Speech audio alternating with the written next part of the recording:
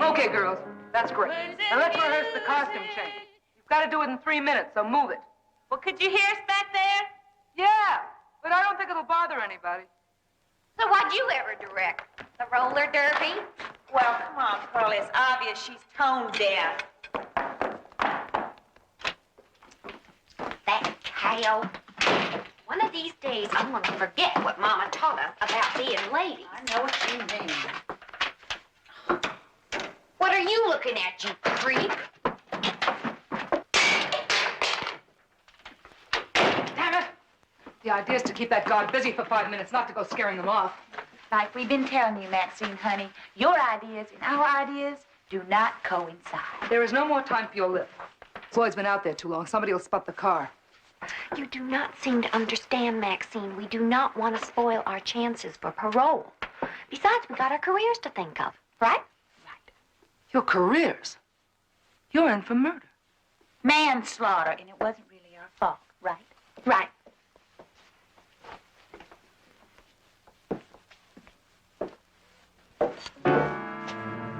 You don't do like I told you. You'll need a plastic surgeon to put you together again. If he can find all the pieces. Understand?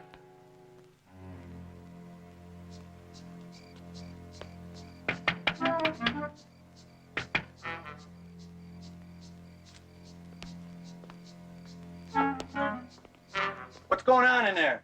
Please, it's my sister. She didn't feel well.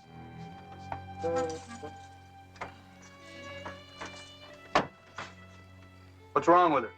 Well, I'm sure it's nothing that a little fresh air wouldn't cure. Fresh air? I'll take care of her. You stay here.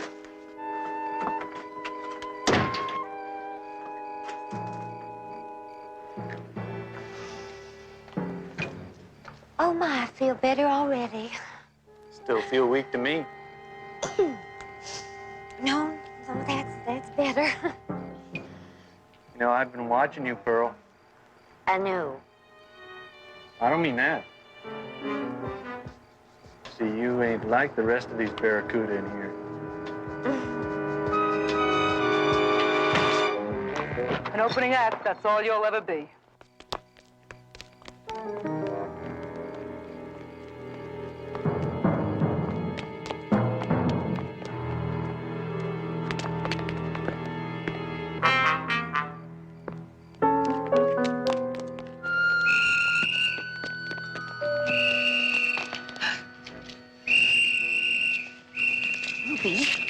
I think we're in on this. What are we going to do? Do you remember what Mama used to say about being hung as a sheep for a lamb? Mm-hmm. Well, I think that's what she had in mind. Let's get out of here.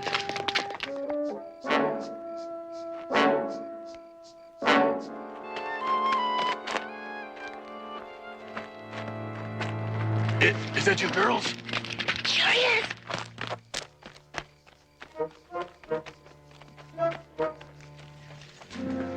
Hey, where's Maxine and Angel? The guard spotted us. We had to split up.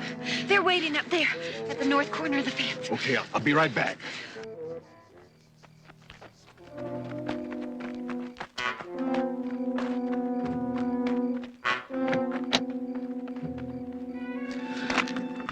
Looky here.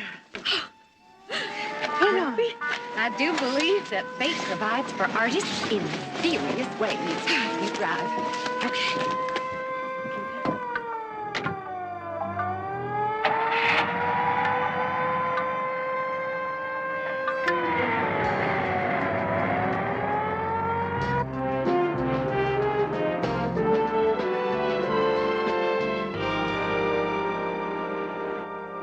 Now, let me get this straight, Miss Wells, Mr. Jones. Mary Beth Wells? Miss Wells. You say that you were rehearsing for your wedding last night, and the young man that you were to marry mysteriously disappeared. Just like that, Mr. Jones. We were standing in this little room at the church waiting for the minister when all of a sudden he looked out the window and saw a young lady standing in front of the sunrise. I thought you said it was night. Oh, that's the name of his van. He calls it that because it has a picture of a sunrise painted on the side. Sounds logical. Well, anyway, he told me that maybe she was trying to steal something. So he went out to investigate. When he didn't come back after a few minutes, I went up to see if anything was wrong. Well, the young lady was gone, but then so was my fiancé and the sunrise. Did you try calling a young man at home? Well, he lives in his van, but I went to where he keeps it parked, the canyon trailer spot on Ventura. I waited there half the night, but he never showed up. He wasn't there this morning either. You know, Miss Wells, it's kind of a sad truth, but sometimes a young fella gets cold feet right before the big day. I thought about that, Mr. Jones. I can't believe that that's the case here. It was Lester's idea to get married in the first place. Lester who? Lester Gibson. You remember him, don't you, Mr. Jones? Yes, yes, I do. Well, that's why I came to you. Lester told me how you helped him out of that trouble with those two singers a while back. Betty, Yeah? we still have this morning's paper? Mm-hmm. Would you bring it in, please? Miss Wells, are you sure you didn't see two young ladies standing in front of Lester's van? Here you are, Barnaby. No, just one. Why? Well, the two singers that Lester was involved with, the Starshine sisters, escaped from prison last night. Either of these two look like the one you saw? Well, I don't know. It was pretty dark. Barnaby, do you think those two girls have Lester? Jedediah, where the Starshine sisters are involved, the possibilities boggle the mind.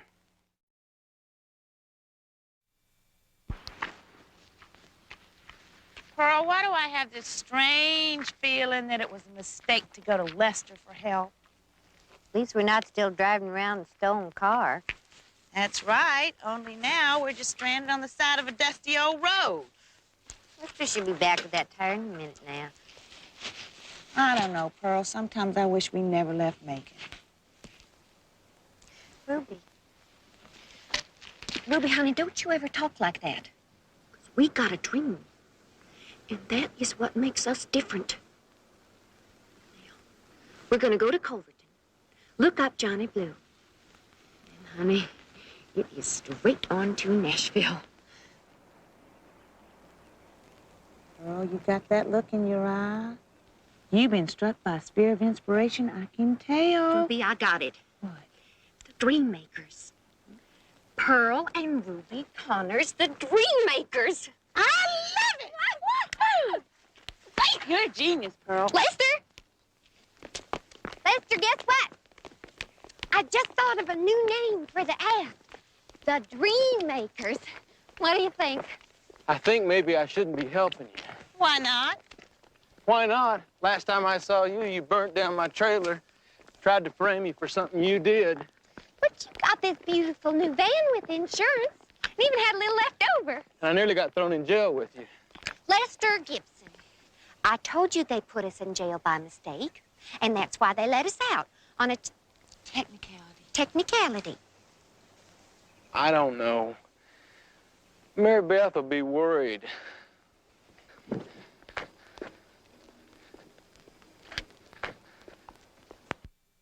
Not one young lady, two. Two. Miss Wells said she only saw one. Well, maybe that's because the other one was standing near the back of the van. I remember they attracted my attention because they were both wearing raincoats. And it wasn't raining. Yeah, that would be an attention getter. Reverend, would you mind taking a look at this picture? Are those the two young ladies that you saw? Oh, heavens, no. These girls are, well, obviously used to harder times. Well, the girls last night were innocents. Yes, sweet innocents. Why, one of them even came into the church and placed some bills in the contribution box. Reverend, do you mind if I have a look? Well, no.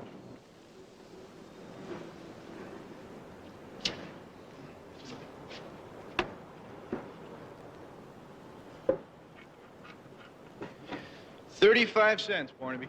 What? 35 cents? Why, there should be $20 or $30 in there. If it's any consolation to you, Reverend, you're not the first to have been taken in by sweet innocents or the Starshine sisters. Miss Wells, did Lester have any credit cards? Just one, to buy gas, as I remember. All right, I'll get the name of the company and have Betty start checking it out. Well, Reverend, thank you very much. Thank you, Mr. Jones. Thank you.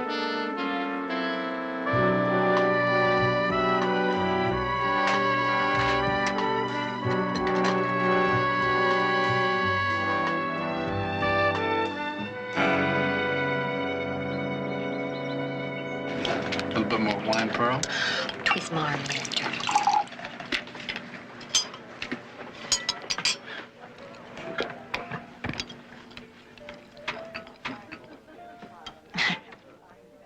Wonder how Mary Beth is now.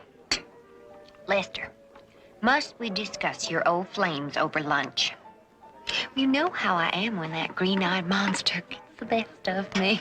Then what about that Johnny Blue? That's all you ever talk about. I told you, he's just an old friend of ours. We grew up together in Macon, Lester. Yeah, and he said if we ever needed any money to come see him. Well, this may come as a surprise to you, Lester, but that is exactly what we need. Now, would you kindly pay the check? $52.71? Well, pay it. Pay it? I only have $8 to my name. You told me you had some money. Yes, but not that much. Besides, we had to pay for these dresses and wigs, didn't we?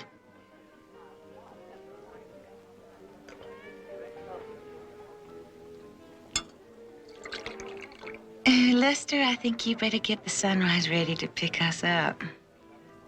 Don't ask, just do it.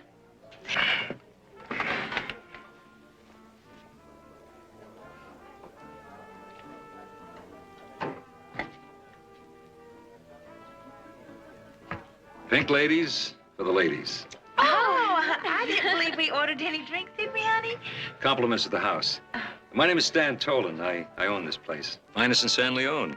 Very nice. My name is Abigail Dubois, and this is my sister Cornelia. How are you? May I join you? Of course not. That's why we sent our little brother out to play. Oh. Cheers. Cheers.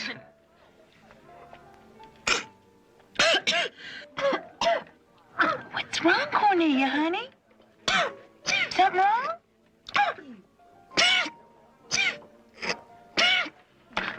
What is wrong with you? What's wrong with you? Okay? Oh, it looks like it just must have went down the wrong way. Maybe if I took her outside to get some fresh air. Oh, yeah, that's a good idea. Duffy here. Could you get us a glass of water, Mr. Tolan? Room temperature, A please. glass of water, room temperature. It's gonna be all right. Oh, honey.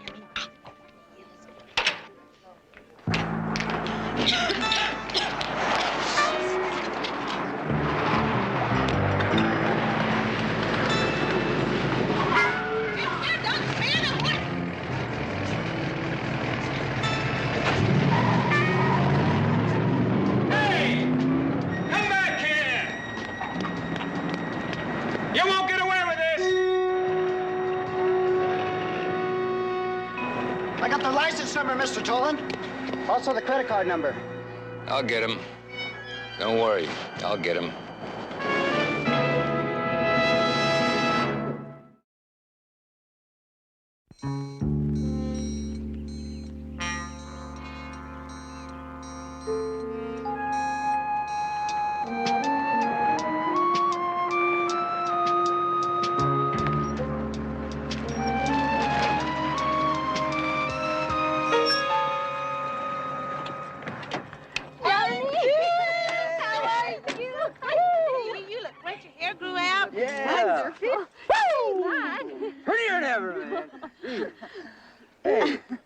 I thought over the phone you said there were 3 of you. Lester somebody. Oh, we left him in town at the laundromat. That's his van. Johnny, we need money. Well, I didn't think you came all the way to Culverton for the nightlife. How much? 5,000, maybe a little more. 5,000? Johnny, we need it for our new act, the Dream Makers. The Dream Makers? Whatever happened to the Starshine Sisters? Well, that was before I was struck with the spear of inspiration. You mean, that was before you busted out of jail? We got the papers down here in Culverton, too, you know. Hey, come on now. Come on. Let me see them pretty smiles. Come on now. You can trust old Johnny Blue. You know, I never did think you was guilty in the first place. Then you'll help us, Johnny? Why do you need so much? Because we cannot walk into Nashville with our hats in our hands. Not the dream makers, Johnny. We need a big car, maybe a chauffeur, you know, a big fancy hotel room, and lots of flashy clothes so the record people stand up and take notice. Right. What do you say, Johnny? You're still dealing, aren't you, Johnny? Yeah, honey, but this isn't Las Vegas. It's just a small backroom casino. But it could work. Yeah, but you're gonna need a stake. How much? Well, you're gonna need 1,000 for show. Now, how much you got? $20 in a St. Christopher medal. And the sunrise. Oh, come on, Pearl. Lester wouldn't sell Sunrise in a million years. He doesn't have to. You're gonna need the pink slip. He keeps it hidden under the dash. All I have to do is sign his name. Pearl, he's been awful nice to us. Ruby, we can pay him back afterwards from our winnings, plus interest. Mama always said one good turn deserves another.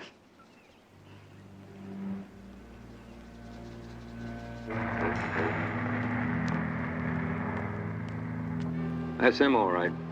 They must have been wearing wigs, but I'd recognize those faces anywhere. That's Abigail, and that's her sister, Cornelia. Abigail and Cornelia? Yeah, Dubois. Why, you mean that's not their real names? Somewhat like the proverbial rose, the Starshine sisters, by any other name, will still steal your wallet. Did they say where they were headed? No. You know something? With those two chicks, if they had told me they were broke, I would have given them the stakes, thrown in a bottle of champagne. That would have spoiled all their fun. Barnaby! What'd you find out in the filling station? Nothing, but Miss Trudy certainly told me a lie. Miss Trudy? Yeah, she owns the boutique across the way. The station attendant saw the two girls go in there. Anyway, Miss Trudy said that they looked at a few wigs and some dresses, finally settled on a pair of lace handkerchiefs. Said they didn't want to leave without buying anything. Did Miss Trudy check her inventory afterward? No, not until I just asked her to. She says she thinks she's short some dresses and some shoes, and she's positive that 2 wigs and 2 handbags are missing. Well, I hope she made a sufficient profit from the handkerchiefs. Oh, actually, Barnaby, she did more than that. She overheard them talking in the dressing room about where they were headed. Where are they headed? Culverton.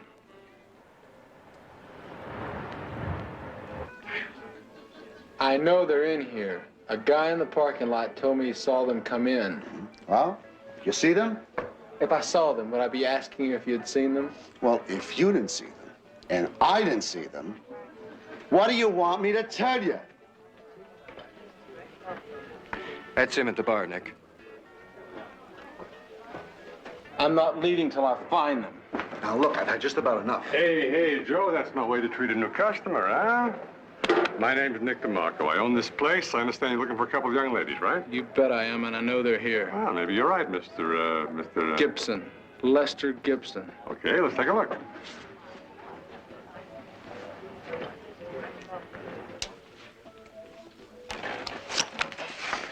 Heavens, if it isn't that little black clover and the one-eyed gentleman again. And look at you, Ruby. 5'4", and a lady, and I do believe that's the name of the game. Hey. These your lady friends? They sure are. Your luck's still holding, Mr. DeMarco. I have a feeling it's just about to run out, along with Johnny Blues. Here you go. Buy yourself a yacht. Thank you, ma'am. Pearl, Lester, we've been looking everywhere for you. Why don't you try the laundromat? Where's my van? Oh, Lester, please, my ear. Where's my van? We sold it. You sold the Sunrise? Well, it's not as if I'm a complete stranger to you. Besides, we got $1,500 for it. I paid $3,000. We'll give you 4. We are winning, Lester.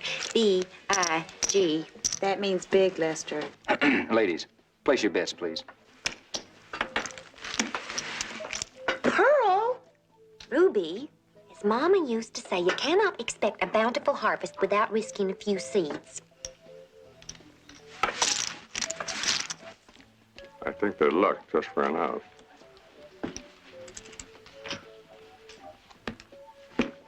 Boss wants you to take a break, Johnny.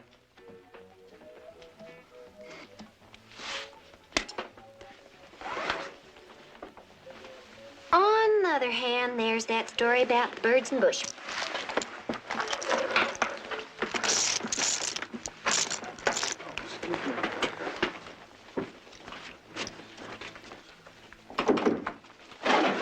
Want me to stop? No. Let him cash in. It looks good for the house. $8,550. Tomorrow, maybe we can try to buy back the sunrise. Lester, Ruby and me kind of had something else in mind. Like what? Like, how would you feel about being a chauffeur for just the littlest while? Pearl? Girl, I think you have something that belongs to me. Run, Lester! Get him! Girls, the fun is now over.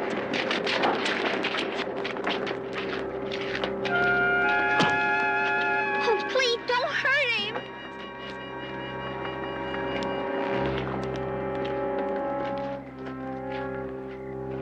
What do we do with them, Nick? Take them out to the place.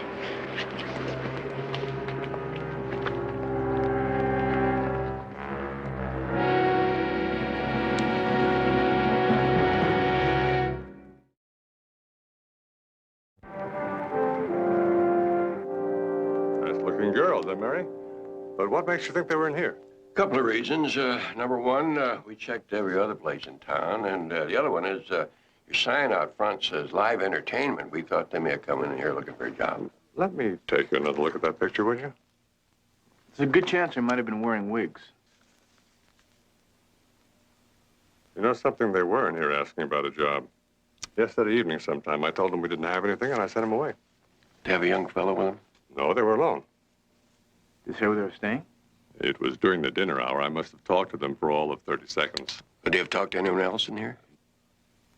No, they just asked for a job, then they split. Well, thank you very much for your help. Anytime. I'd offer you a drink, but we're closed now. Well, that's all right. I've already had my milk.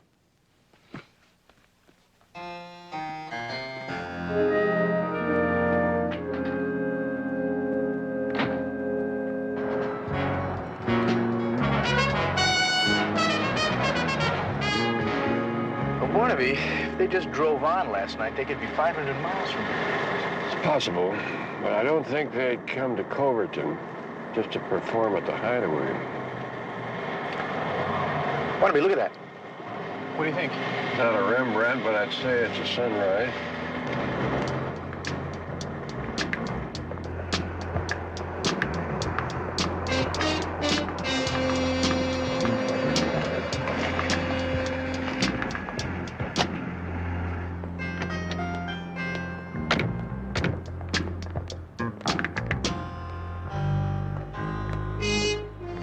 No need to look any farther.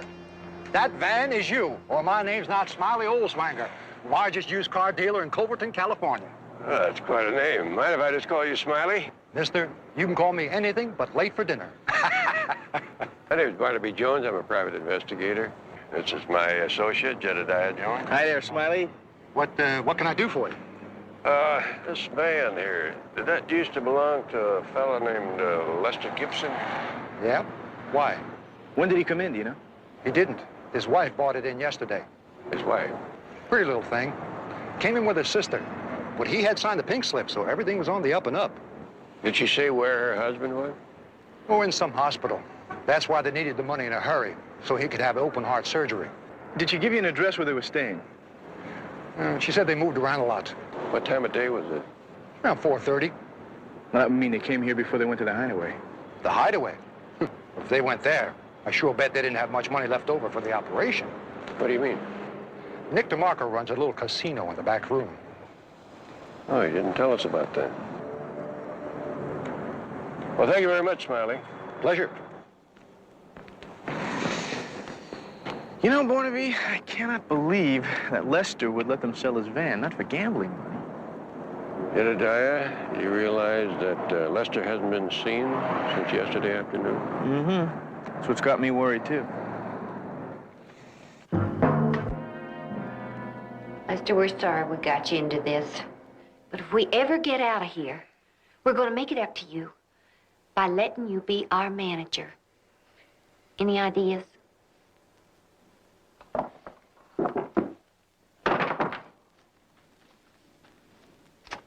Well, what are we going to do with you? Would you like some suggestions? You shut up. I think we ought to make an example of them, Nick. That's a good idea. Take them out in the desert and waste them. Be a lesson to anyone else who's even thinking of trying the same sort of thing. Or we could give them another chance. I like that idea best. I understand you two girls are singers. Would you like for us to sing for you? Not especially, but I have to admit I kind of admire your style and your guts. So I'll tell you what. You do something for me, and maybe I'll do something for you. Like letting you live. All of it? If you come through. What'd you have in mind? Just a little poker game between Johnny Blue here and Ben Kingston. Who's Ben Kingston? One of the richest ranchers in the state, and a man who appreciates a good game of poker. So why don't you just invite him to your club? Well, I tried that once, and now he somehow doesn't quite trust my action. But he is a sucker for a pretty face, and that's where you two come in. So what do you say? Given the choice, Mr. DeMarco, I'd say it's a whole lot better than being wasted. Look, how many times must I have to tell you?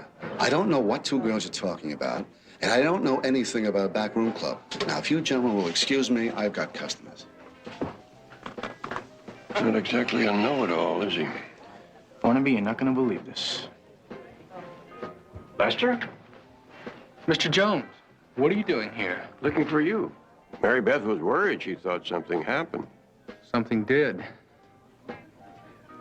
I changed my mind about getting married, so I just took off. Lester, we know about Ruby and Pearl. Mr. DeMarco's waiting, Lester. Yeah, I've got to be going, Mr. Jones. I'll call Mary Beth and explain everything. Nice to see you again, Mr. Jones.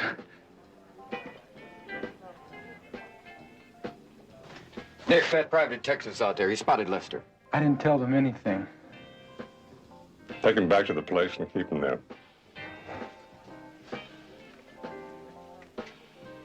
Well, Mr. Jones, what's up? Would you mind explaining to me what Lester is doing here with you? Lester? Oh, Lester. Well, what's there to explain? He works here. Since when? Since yesterday. He came in here looking for a job. He seemed like a bright young kid, so I hired him. Why didn't you tell me that earlier? Oh, you mean when you asked me if there was a young man with the two singers? Well, I didn't realize you meant Lester. I just sent him off on an errand. I don't know when he'll be back. Mr. DeMarco, I don't understand everything that's going on around here. I need a little cooperation. Does the sheriff know that you're running this backroom casino? Casino? Oh, you mean back there?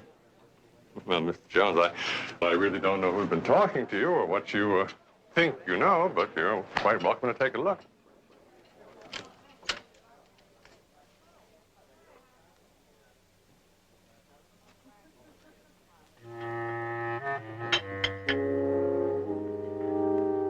It's just a banquet room. There's no law against that, is there?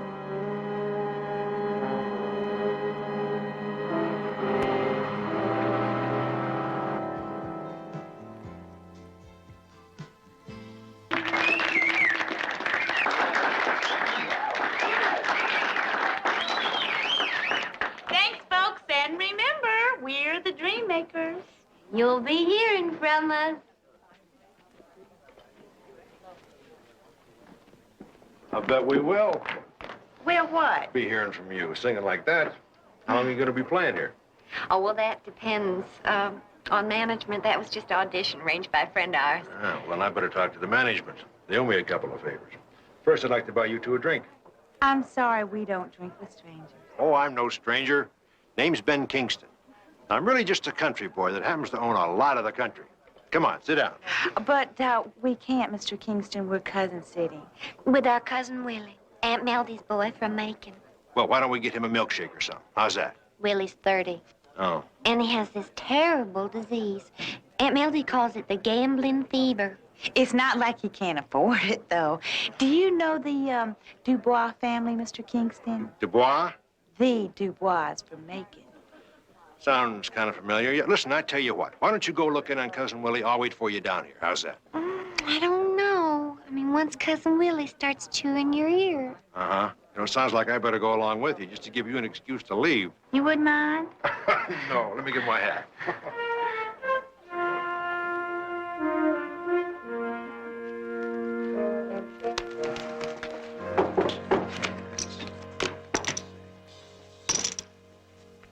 That's right. Number 4, big cowboy. Cousin Willie, this is, Cousin Ruby, save the introductions for later, please. Now, you got that other king under there? 500 says I do. 1,000 says you don't. What have you got? Just a little old pear? That's enough for me. I thought you guys came to play. You know, a man just can't find any action around here. You don't play, do you, Mr. Kingston, Ben Kingston. Yeah, I've been known to sit in now and again. Well, we got a couple empty chairs here. And no, I promised your two good-looking cousins there to buy him a drink. Well, you suit yourself. Of course, we could have something sent up. We'll celebrate over dinner later.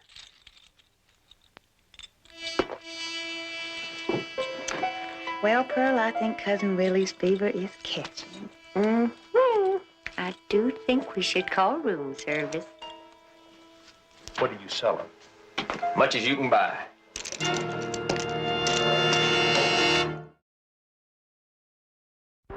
Well, it doesn't look like Lester's coming back, Barnaby. Why do I have that same feeling? Maybe we should call the sheriff. We got nothing to tell him until we know where Lester is.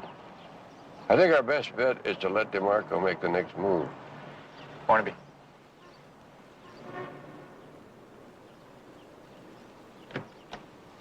And see where it leads us.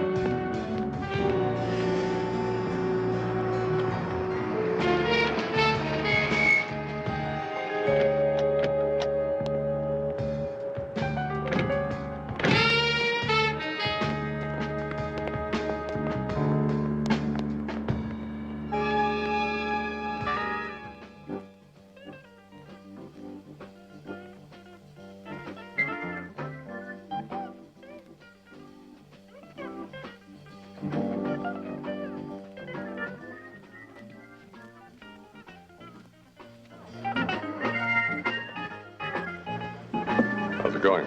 Perfect. Johnny let Kingston win for a while, till the stakes went up. Now Kingston can't figure out why his luck's gone sour. And the girls? If I didn't know better, I think they did this kind of work before. Wish we could get a closer look. No way, Jedediah.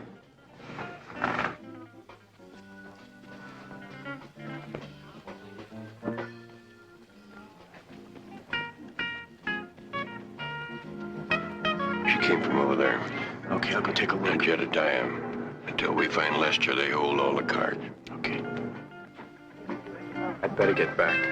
Hey, congratulations. I hear you did a real great job. Let me buy you a drink, huh? Oh, no, thanks. I think we'll be on our way. Now, this is just the beginning. Beginning of what? Ruby, there are suckers like Kingston all over the place, and I don't just mean Culverton. I'm talking about Vegas, Monte Carlo, the gambling capitals of the world. We are a team. Oh, no, I'm already a team, the Dreammakers, and all I want to do is get out of here, go to Nashville, and record our music. I'm not asking you what you want. I'm telling you what you're going to do. And if I don't? Then Lester gets it. And after Lester, the Dreammakers. Now, I think you better go. Partner.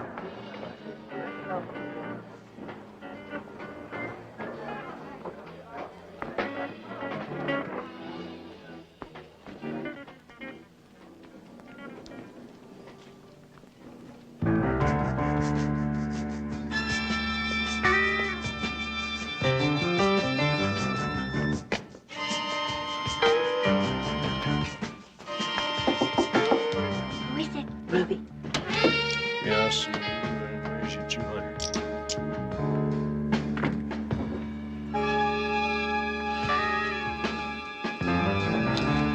Ruby just went in there, Barnaby. Could you see what's inside? No, but it sounded like there's a card game going on in there. Oh, waiter.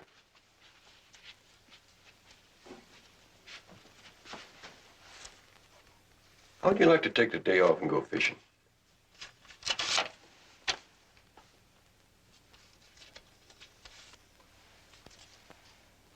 Well, I've had bad luck in the past, but this is changing the meaning of the words.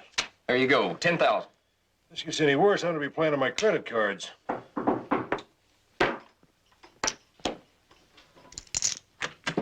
Room service. Ice cream, sodas. I hope you're all having a nice day. Wish luck with you, sir. Here, right here. Right. Anybody in trouble? Yeah, Lester is. They're holding him. What's going on over here? Well, actually, sir, I was looking for a place to put these sodas. I know you. You're the guy with that detective. Detective? Yeah. What's a detective doing in here? Oh, you idiot! I'm so sorry. Johnny, get out of here while you got the chance. I don't know what you do. Wait a minute, before you... Oh, God!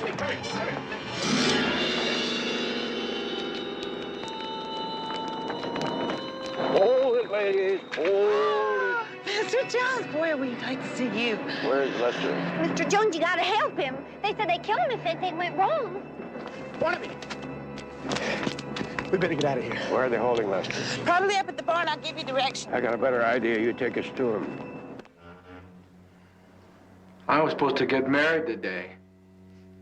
You want my opinion? You're better off. Who is it? Ruby, I got a message from Nick.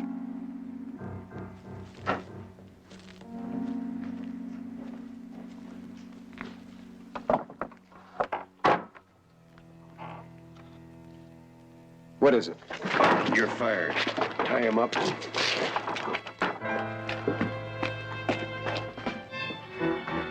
Poor little baby. Thought I was a goner there for a while. You ain't out of the woods yet, Lester. We've got company.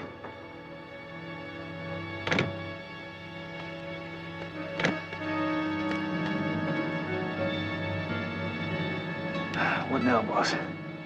Question is, why would they go to all this trouble just for Lester? John, all I want is the money from the game. Nobody gets hurt. Money? You don't know anything about any money.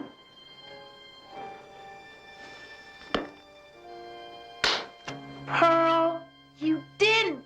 Rio, it seemed like such a waste, Ruby. You remember what Mom always said about waste not? Want not, I know.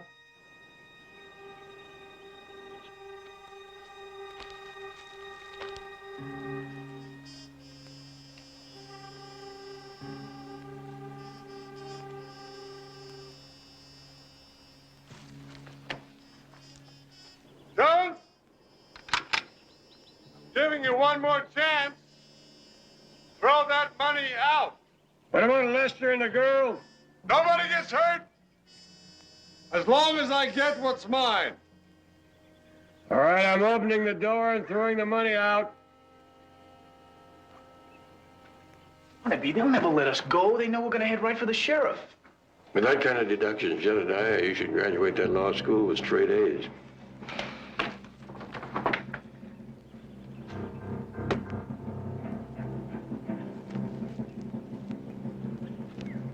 I'll cover you.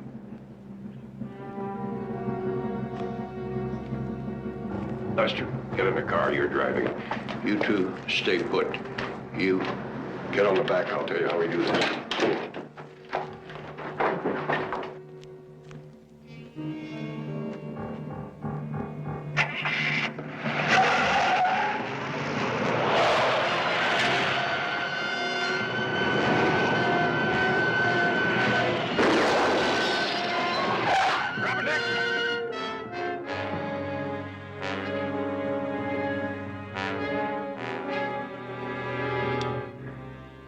Get his gun, Lester.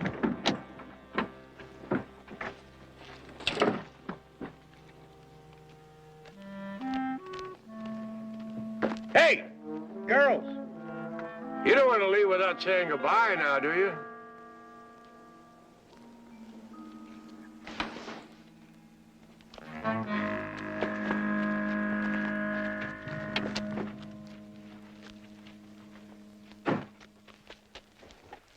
It's just not fair, Mr. Jones, going back to prison. We already played there.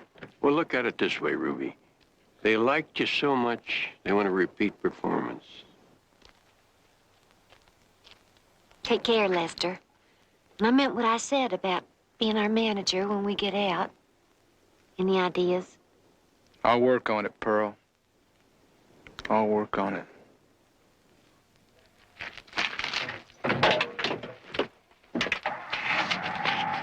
Hi there, what's your name? You know something, Barnaby? I bet you he waits for those girls to get out. The way that pair operates, he may not have too long to wait.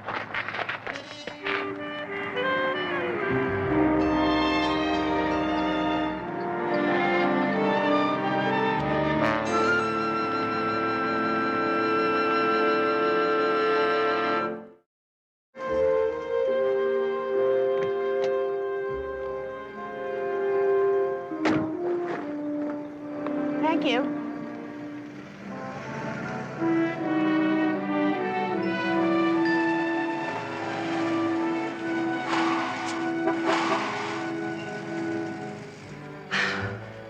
Thought you lost me, huh? No, but I was beginning to wonder if something had happened. Not a chance. Got your key? Oh. You know, Pete, I still can't get used to the idea that I need a bodyguard. It's a crying shame a nice girl like you has to put out good money for protection like this.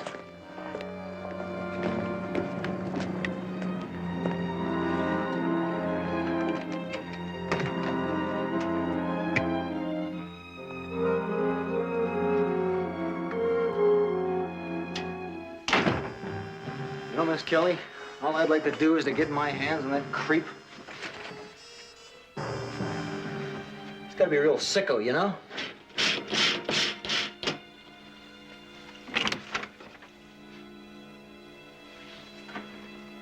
Okay in there. If you don't mind my saying, you keep the place real neat. Thank you, Pete.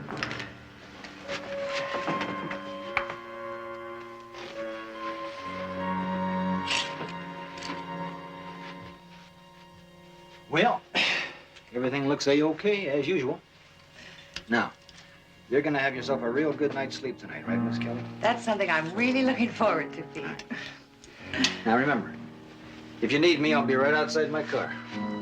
Thank you, Pete, and good night. Good night.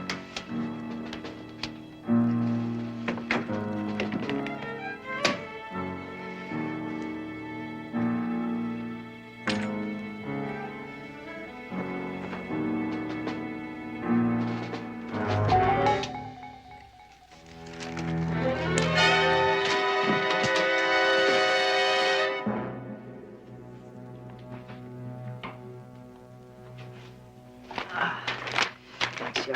Now, what do you think? Hmm? Perfect? Perfect. Yeah, Barnaby? What do you think? Well, what? The lamp. I like any kind of a lamp with a 150-watt bulb in it. You're some help. Come on, JR, you tell me. Look, will you trust me? It's a terrific lamp, and it looks great there. You really like the lamp that much? I ought to. I gave it to you for Christmas. Oh, come on. I was taking you seriously. This time of night, the only thing to take seriously is a fond farewell. Come on, Jedediah. We got a heavy day tomorrow. Oh, that's just swell. Right when I'm getting down to unwrapping the dishes. Sorry, kid. Dishes is women's work. I always knew it. Chauvinist. Oh. Well, will you look at this? You know, with all these housewarming presents you're getting, you move every couple of months, you can make out like a bandit. Right. Although I really haven't told that many people I was moving. Well, you must have told somebody. Let's see what they got you here. Oh. A Valentine. And it's not even Valentine's Day. Check the corridor. Barnaby, I know what you're thinking, those awful headlines, but good heavens, there are a lot of stores that carry this shaped box all year round. I'd feel a lot better if I knew who sent it. Nothing. Street's clear, too. You know, we're going to feel very foolish. Let's find out who this is from. How much do I love thee? Let me count the ways. I will very soon. You're next.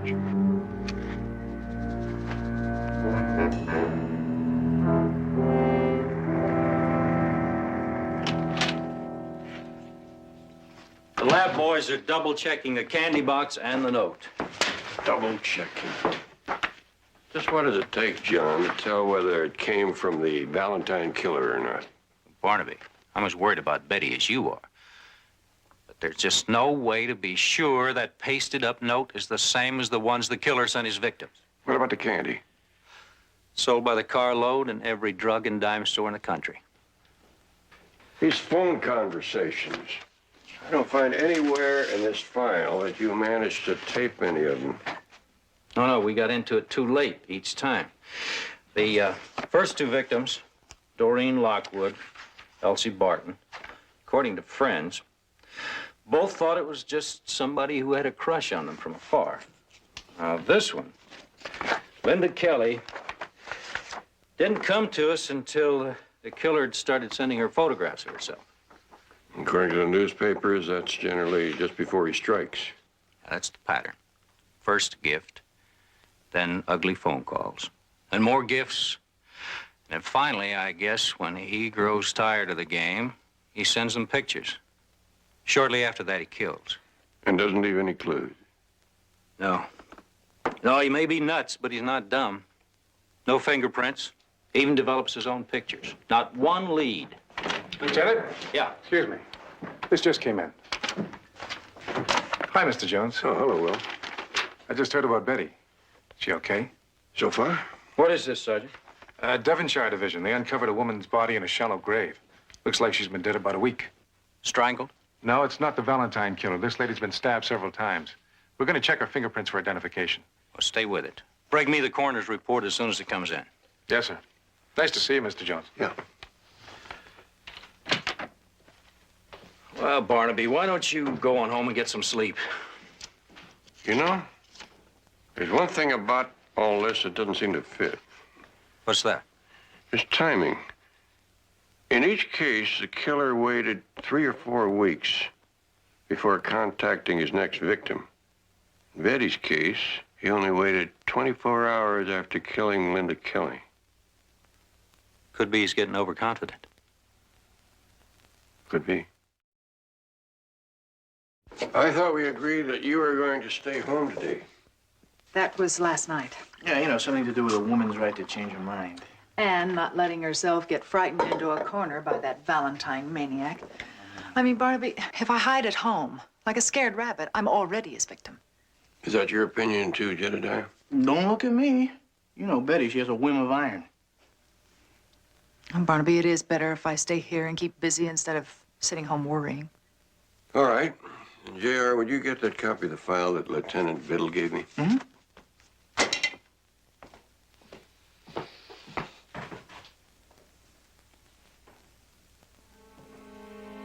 Barnaby.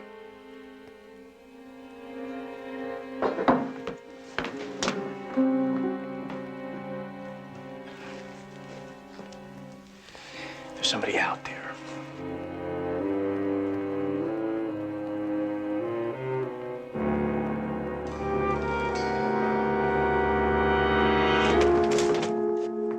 Wait a minute. It's all right. Okay, pal, what are you doing out there?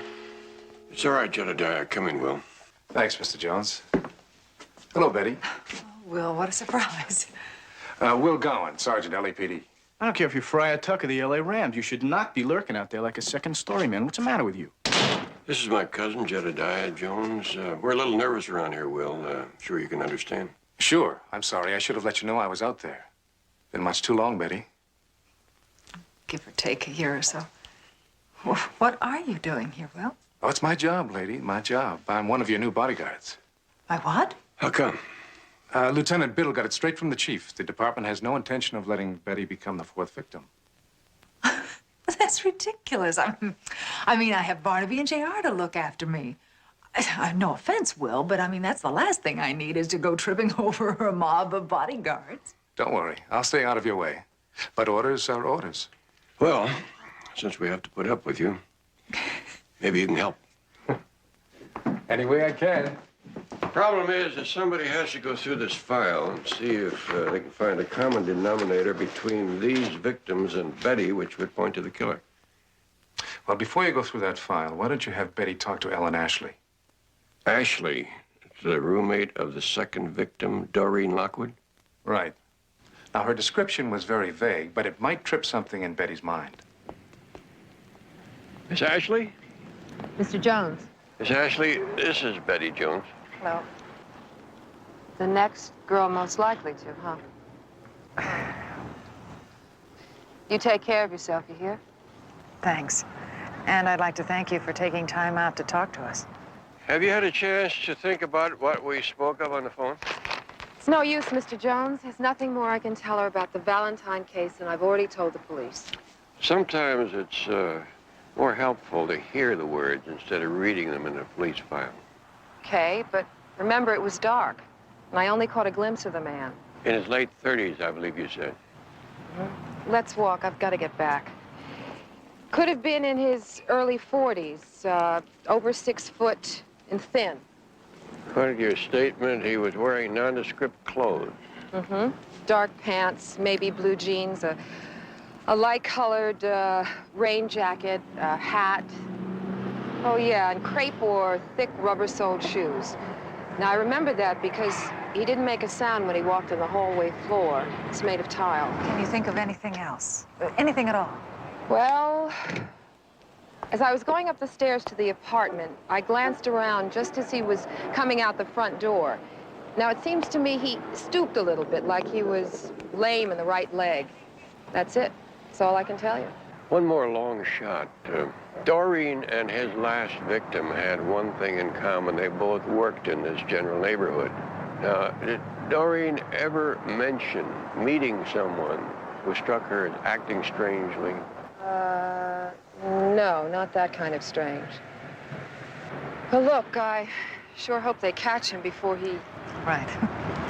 Thank you so much, Ellen.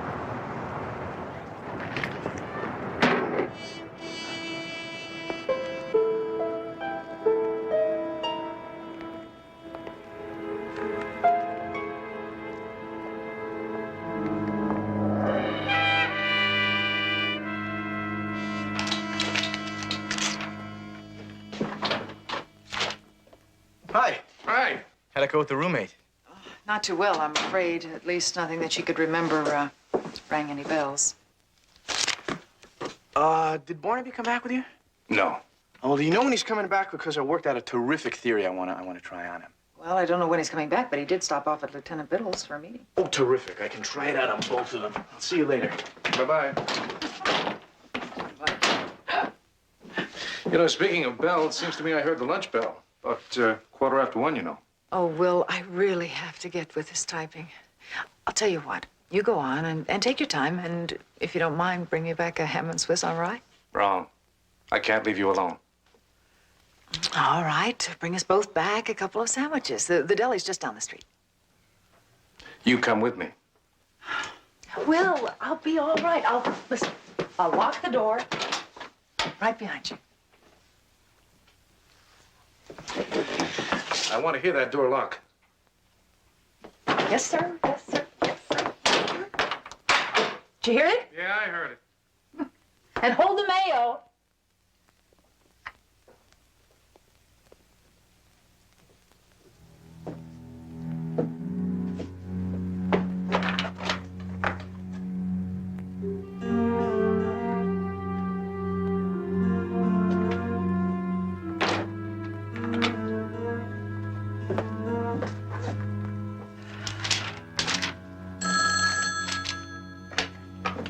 Barnaby Jones' office. May I help you? Roses are red, violets are blue. All of my dreams are only for you. Who is this? The one who loves you, sends you presents, thinks only of you. You. I've been waiting for your call. Liar, you're like all the rest. liars. No. No, I'm not. I thought perhaps we could meet. Would you like that? Maybe we could meet, and I could prove to you that I'm not like all the others. We'll meet, all right. Oh, yes, we will. Until then, I'll be watching you, day and night. I'll be watching.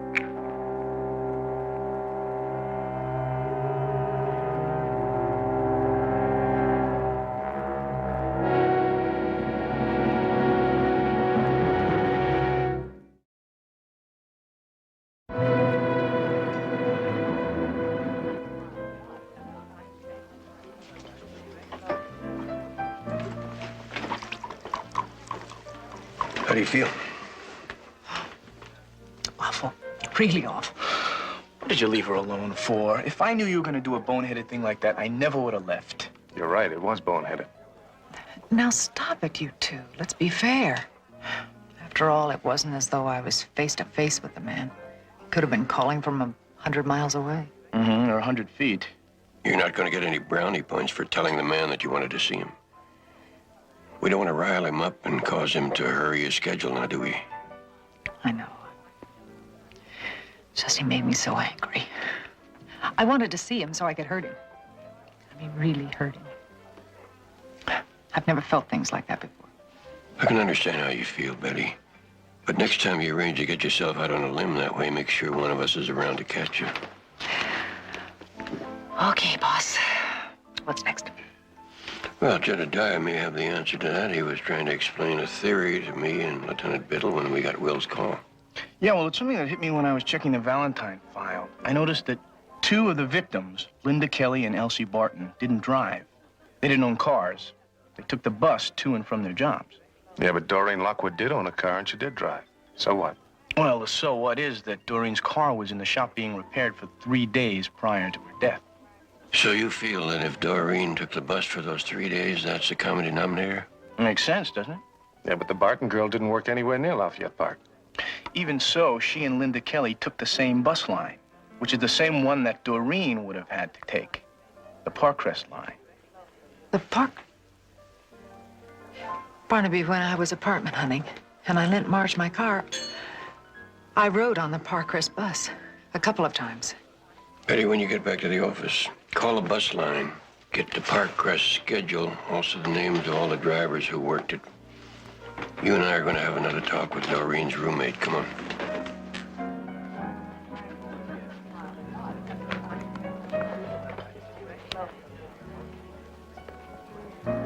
What's the secret, Betty? What? I've been watching you look at Barnaby and JR. What does it take to put that kind of love in your eyes?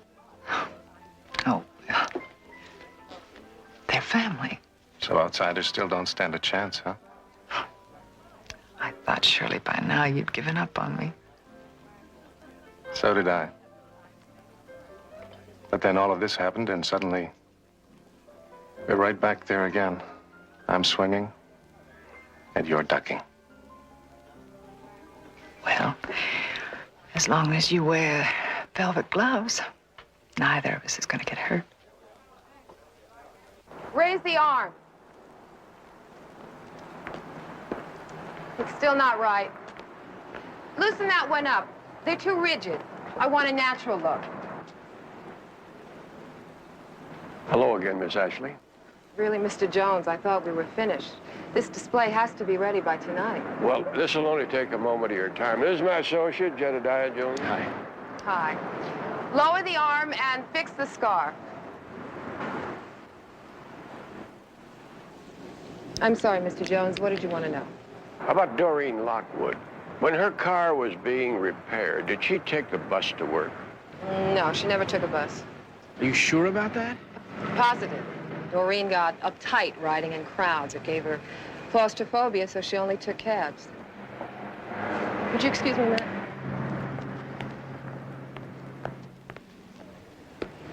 Smooth out the sweater. Well, that blows my great theory. Not necessarily. Maybe we just picked the wrong ride. What do you mean? Didn't the file say that Linda Kelly took a cab home the night she was murdered? Yeah, but that was out of the ordinary. Mostly she just took buses. And can't we assume that the other victims occasionally took a cab? Oh, yeah. We know Betty uses a cab. That could be the common denominator for all of them. Pull the other one down. Yeah, right. Good. Good, that's much better. Miss Ashley, Double the chain. Okay. when your roommate took these cabs to work in the morning, No, Doreen never took a cab to work. A neighbor gave us rides in the morning. well, then she just took cabs home. And when she went shopping. Well, how did she get these cabs? Did she call up or did she hail one? Oh, I don't know. The only time we ever rode home together, we walked to a taxi stand. Is that around here in the park area? Yes, over by the south entrance. Thank you. Thank you very much. Come on, Jedediah. Tighten the blouse.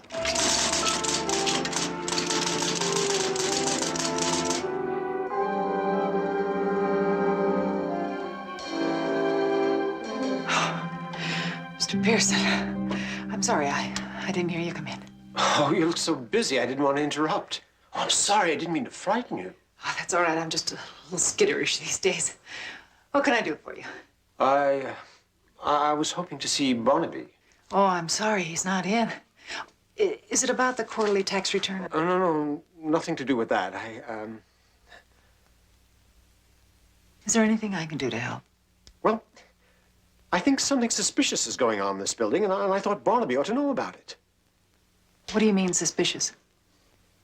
Betty, there's someone prowling around in our hallway, and this is not the first time I've spotted him.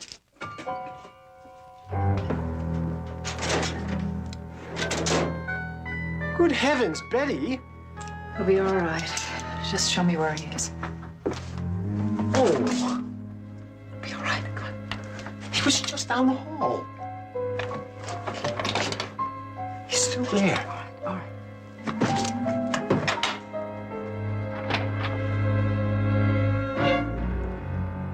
What's the matter? What's wrong?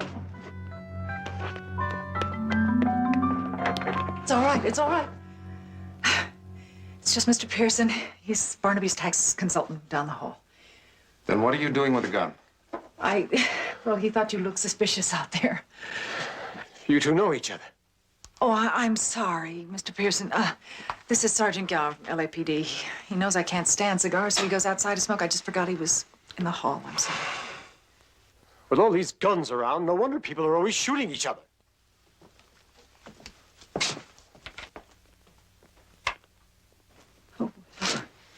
Betty, I'll give up cigars, you give up the gun, huh? Oh, well, this is really beginning to get to me.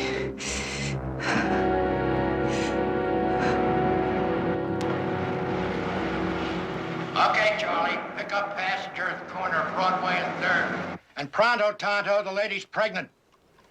Walt, the tow truck's on its way. Now, the rest of you guys, I'm taking a break, so bug off for a while. Unless it's emergency. Sorry, gentlemen. I guess I could say you picked a bad time, but it's always like this. Where were we? You were telling us about the cab stand at Lafayette and 8th. Oh, yeah, it always gets a lot of action. Most of the drivers like to work there because there's a lot of short trips. Well, how many drivers would you say service that stand? Oh, about 12 to 14 operate out of there regular. Yeah, there's a roster we used last week. Well, we're looking for a driver who's about 40. He's tall and thin. He walks with a limp. Anybody on this list for that description? Man, they come and go in this outfit. I just know their names. You mind if we keep this list? No, I got copies. Hey, Marty. Driver right there by the gas pump. Why don't somebody clean this heap? Oh, that's Ed Wilson. His name's on that list. But he's kind of a gypsy. He operates out of Lafayette Park one day, then Union Station the next. Well, thank you very much, Mr. Collins. You've been a big help. Always glad to oblige.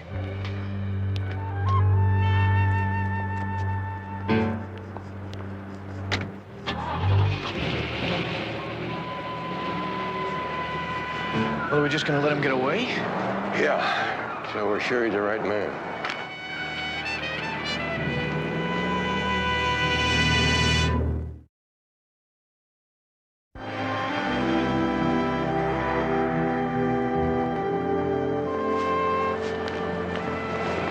car's yours. Oh, the little red one over here. Okay, I'm across the street. You can drive me to my car. Then I'll follow you home. Well, it's really not necessary. We'll do it my way, okay? Yes, sir. Will. Don't touch it.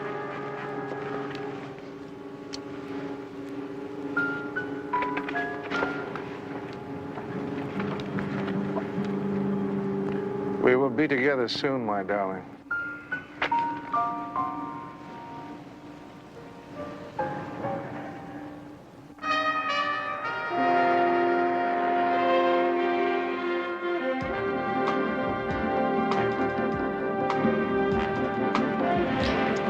Mr. Jones, if that display isn't finished.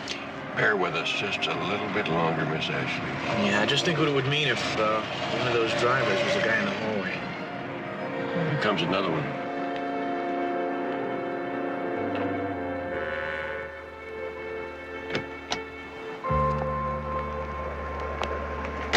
Is that the man you saw, Miss Ashley? Oh, I'm not sure. Could it be him? It could be him. He's tall enough. I mean, I'd like to say yes, but I can't. I just can't. Well, thank you for trying.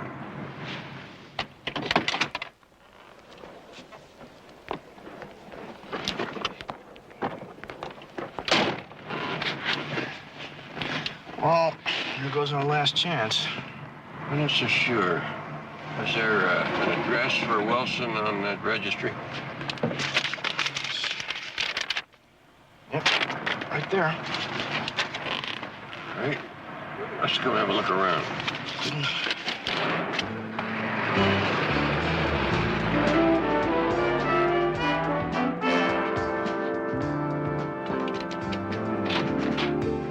Still moving in, as you can see. I promise not to notice. It's a great apartment, Benny. What a beautiful view. For looking out or looking in.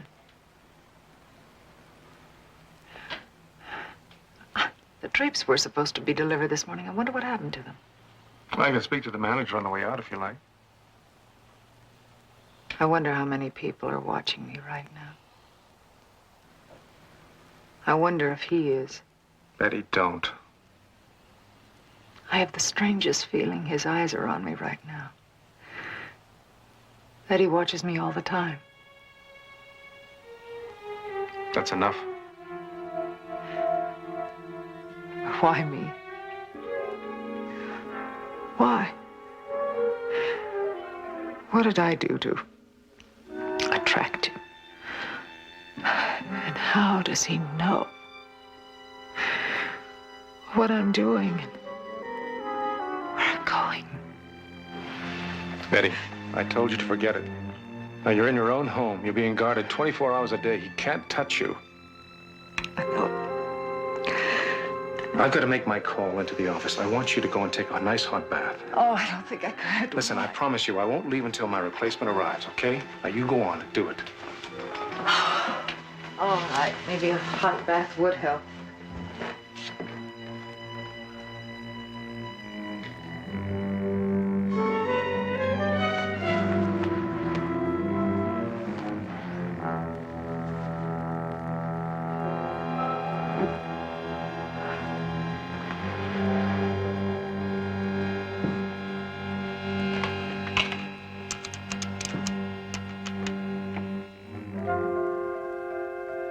Yeah, this is Gyan. Let me speak to Murdoch, please. Ed, we're back at the apartment now. Okay, when? Okay, you tell him I'll wait for him here. Yeah. Bye-bye. Relief is on his way, Sergeant Bonner. Well, I'm going to take my bath now. And just in case you're gone when I come. I just wanted to thank you for everything. Well, please.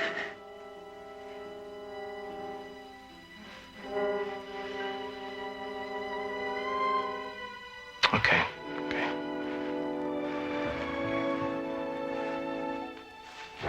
go speak to your manager about your drapes. I'll wait for Bonner downstairs in the lobby. You lock the door after me. Bye. Thank you.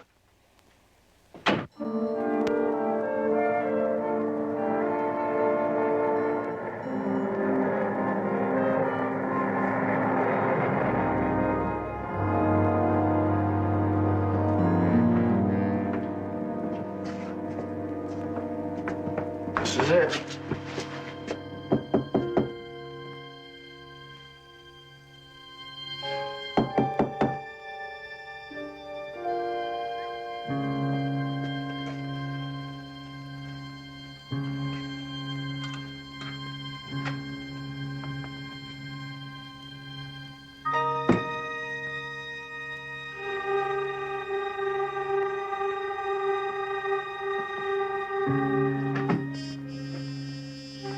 All right, what are we looking for? We won't know till we find it.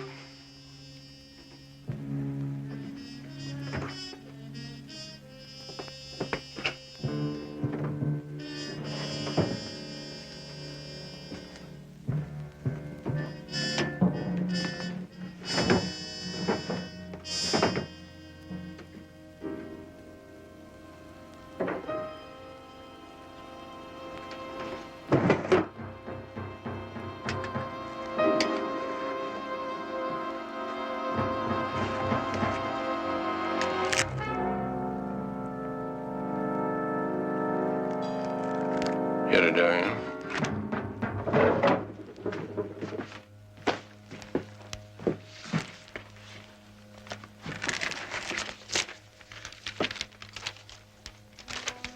This is it. Better call Lieutenant Biddle.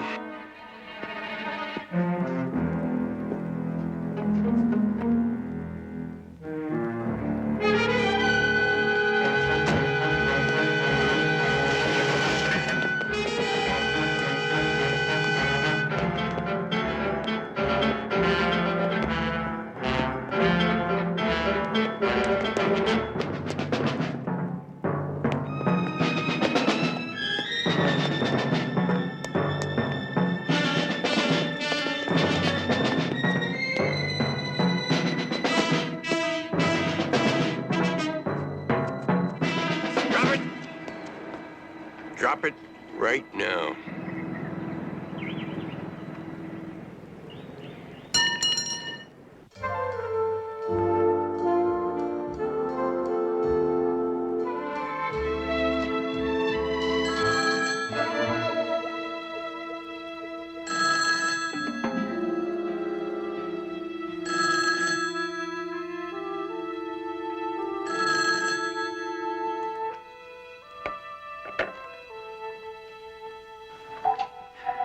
Hello?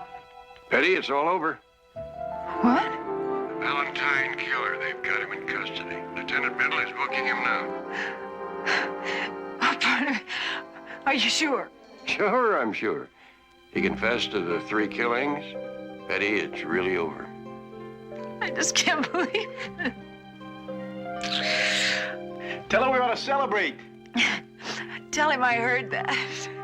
And I'm on. Get all dressed up. We'll all go out to dinner. How's that sound? That's terrific. Only hurry, all right? We're on our way.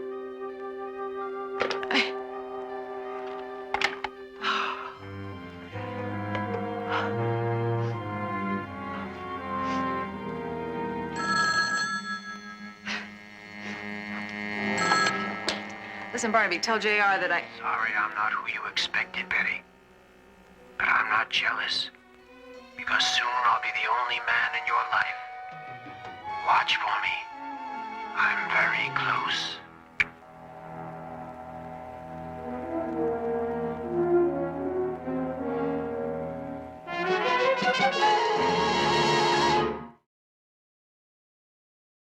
If it's not out already, I'll see what I can do to keep it under wraps. Good.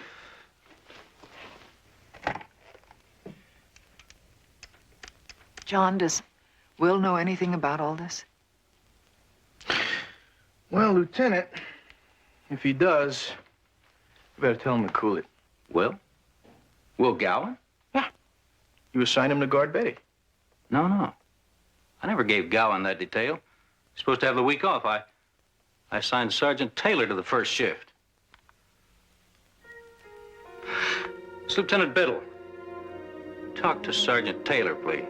Betty, what happened between you and Will last year? We dated a few times. He was fun. I enjoyed his company. He just got too serious too soon. That's all. And I broke it off. Taylor, tell PR to be sure to keep Wilson's arrest under wraps. And Taylor, who shifted around the duty roster? Well, why doesn't somebody tell me these things? All right. All right, anything else? Yeah? How long ago? Yeah, all right. Yeah, I'll be right there. Well, we just got an ID on that dead woman we found in Devonshire. Mary Alice Watkins, no address. What about Will Gowan? He traded duty with Sergeant Taylor. He wanted it, for personal reasons. Betty will round up a couple of men to keep an eye on you. It won't be necessary. Jedediah and I'll take the duty tonight. I guess that'll be all right. I'll check with you later.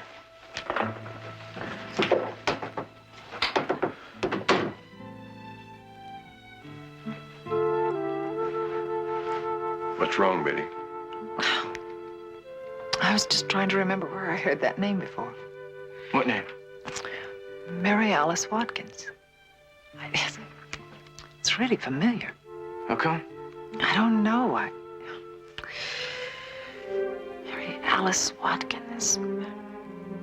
I wrote it down. I did. I wrote it down in your appointment book about, it has to be 2 weeks ago. I just can't remember why.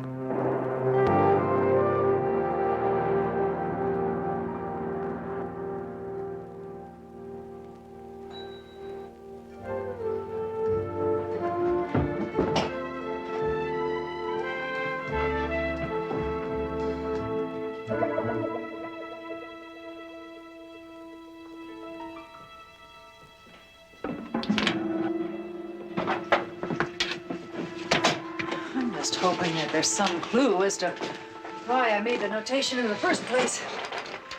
Oh, no. How did he get in to put that there? When does it stop? Take it easy, Betty. Remember why we're here.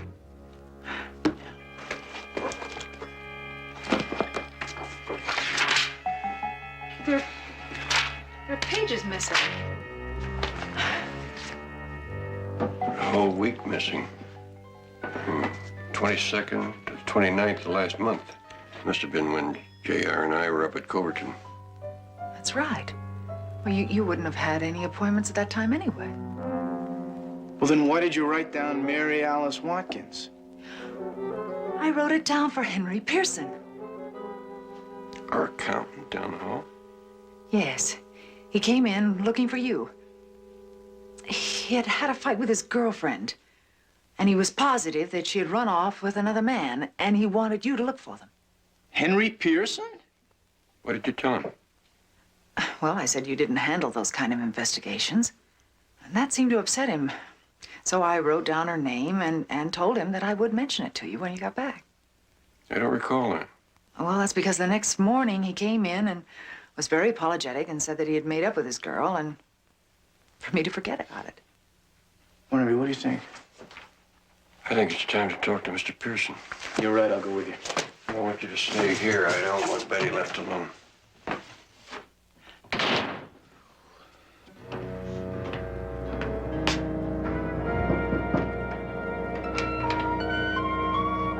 Hey, Mr. Jones, didn't know you were working late tonight. Well, you know how it is. Mr. Pearson said he had some papers for me to sign. Well, Mr. Pearson left about 10 minutes ago. Said he was going out to get a bite to eat.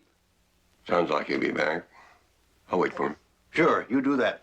If I see him, I'll tell him you're here. Thanks, Joe.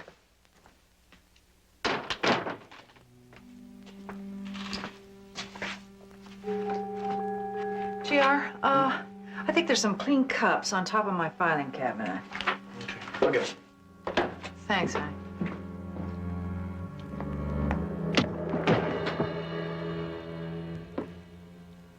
Oh, JR, if they're not on top of the cabinet, look on the low table. JR, what are you doing? JR, honey, what are you doing? JR! Oh.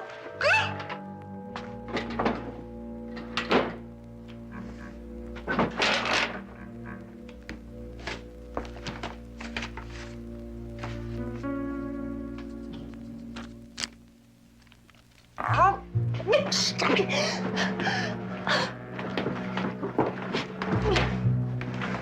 Hold it! Stay back! I'll kill her on the spot. Put that away, Henry. You don't want to hurt Betty. Mr. Pearson, please. Shut up! She knows too much. She's the only one who knew. That Mary Alice Watkins was your girl. And you killed her. She deserved it. A lying little tramp. No one had to know about Mary and me, but I made the mistake of telling Betty. And that's why you pretended to be the Valentine killer to terrify Betty. I had to erase it from her mind. Kill her, in case they found Mary and connected me to her murder. But now it's too late. We all know. And then I'll have to kill you all. They'll think it was that Valentine man. But the police have him in custody. It won't work. Give it up, Henry. No. I've got to get out of here. Well, go. Leave Betty here. No. I need a head start. She's coming with me. Don't do it, Henry. Stay back. Don't try to stop us or I'll kill her. I'll lay you. Open it. Stay back. Pearson's taking Betty. We can't let him get out of the building. You all right? I'm fine. Let's go.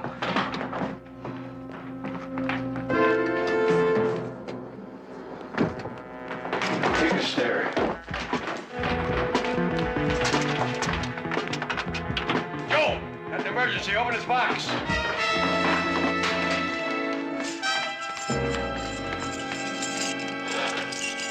Come on, Joe. Don't fumble now.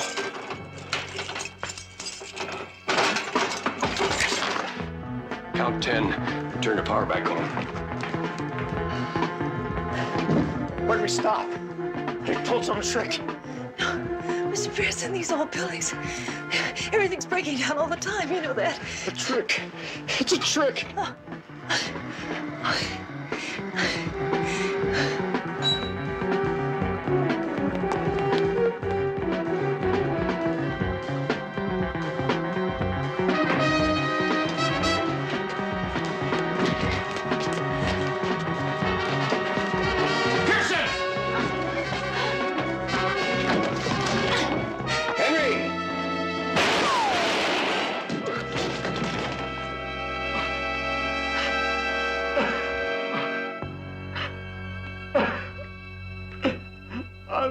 Sorry. I'm so sorry.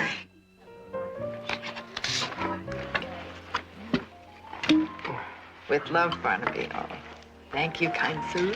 Barnaby? Affectionately, Will. Thank you, kind sir. And I wonder what this is from. Love and kisses, JR. Well, I'll tell you the truth, gentlemen. I love you all. But I honestly don't know what this is all about. I mean, the next thing I have to celebrate is my birthday, which is about 6 months away. It was Barnaby's idea, and I think it was a good one, don't you? I think it was a terrific idea to get your mind off all those dumb Valentine presents, you know. Oh, I get it. Sort of the hair of the dog that bit me, is that it? Sort of. Well, I'll tell you, fellas, you really didn't have to worry about me at all. I mean, it's amazing how quickly a gal can get over being frightened of receiving gifts, especially when they're from 3 super fellas. Well, I don't know about the leisure class, but I have to get to work. Oh. Well, before you go, I have a confession to make. Wait a minute. If it has to do with why you got suspicious about my pressing for the job of protecting Betty, you don't have to say anything. Lieutenant Biddle already spoke to me. Fear makes people do funny things. You forgive us? Sure. If you'll have dinner with me tomorrow night.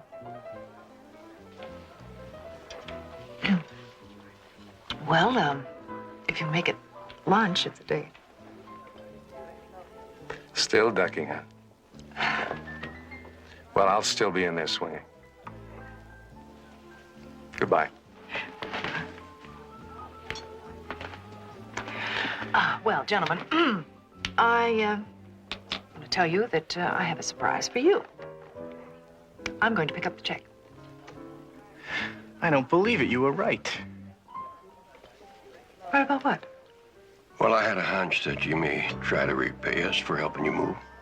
So he paid the check in advance. To a lot of happiness in your new apartment. Oh, that's nice. The late afternoon light drifted through the quiet streets of Los Angeles, casting long, gentle shadows across the pavements. At the entrance of an apartment building, Miss Linda Kelly stood by the doorway, her shoulders loosening with a soft sigh of relief. Beside her stood Pete, a sturdy bodyguard whose attentive presence had been her constant reassurance throughout the evening. She searched through her handbag with a mild shake of her head. "Thought you lost me, huh?" Pete asked with a friendly, warm grin. "No," she replied with a grateful smile, though I was beginning to wonder if something had happened. "Not a chance," Pete assured her heartily. "Got your key, Miss Kelly?" She retrieved the small brass key and looked up thoughtfully. "You know, Pete, I still cannot get used to the idea that I need a bodyguard." Pete shook his head with genuine sympathy. "That is a crying shame that a nice person like you has to put out good money for protection like this. You know, Miss Kelly, all I would like to do is to get my hands on that fellow. It has to be someone deeply troubled." He took a careful glance around the entryway before stepping inside to check the living space. After a thorough inspection, he smiled warmly. "Everything is in order in there. If you do not mind my saying so, you keep the place remarkably neat and pleasant." "Thank you, Pete," she replied, feeling a genuine wave of peace wash over her. "Well, everything looks completely fine as usual," Pete remarked in a steady, comforting tone. "Now, you're going to have yourself a real good night of peaceful sleep tonight, right, Miss Kelly?" "That is certainly something I intend to do, and I am truly looking forward to it, Pete," she said softly.